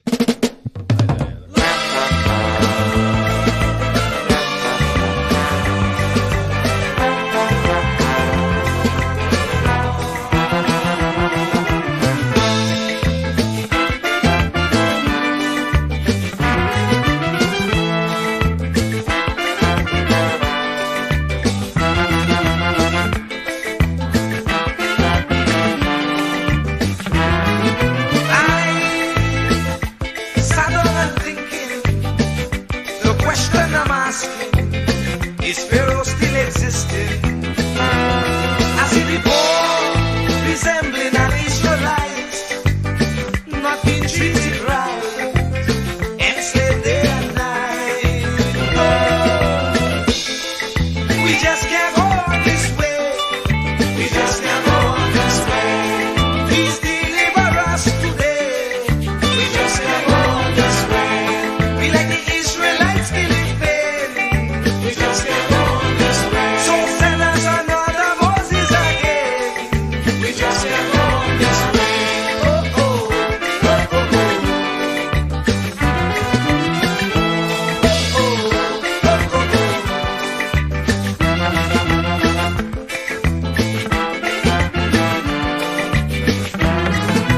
Lord, look around, you'll see the Pharaoh mentality ruling universally. Leaders promoting their ego, being a modern Pharaoh, tyrannies they manifest. Oh, we just can't go on this way. We just can't go on this way. Please deliver us today. We just can't go on this way. Time to make them oppressors pay. We just can't go on this way. So we children could see their way. We just can't go on this way. Oh, oh, oh, oh, oh. No, no, no, no, no.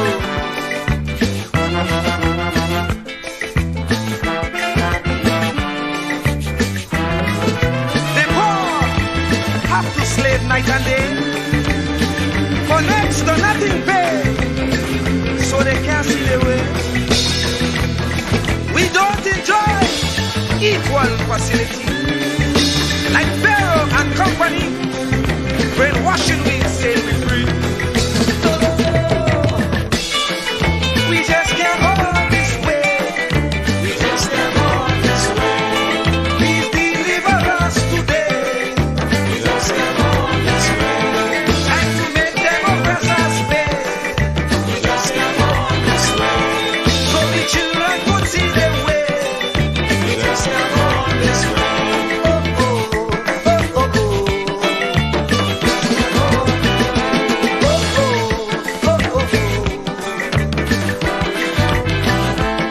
Oh, we just can't go on this way. Please deliver us today. We just can't go on this way. We just can't go on. We just can't go on this way. No, we just can't go on. We just can't go on this way. No, we just can't go on. We just can't go on this way. No, we just can't go on. Oh Lord, why Lord must we suffer like this? You said that you will take care of the poor, just like you did in Egypt. When Pharaoh had the Israelites in bondage, you delivered them. But here again, we are in the same khaki pants. We have those modern Pharaoh who oppress the poor, who represents Israel. They confuse us with so much lie. Not even thinking that we will realize. And if we criticize, we could be ostracized. We don't know who to trust. That's why I say, Lord, please listen to this prayer that comes from the poor.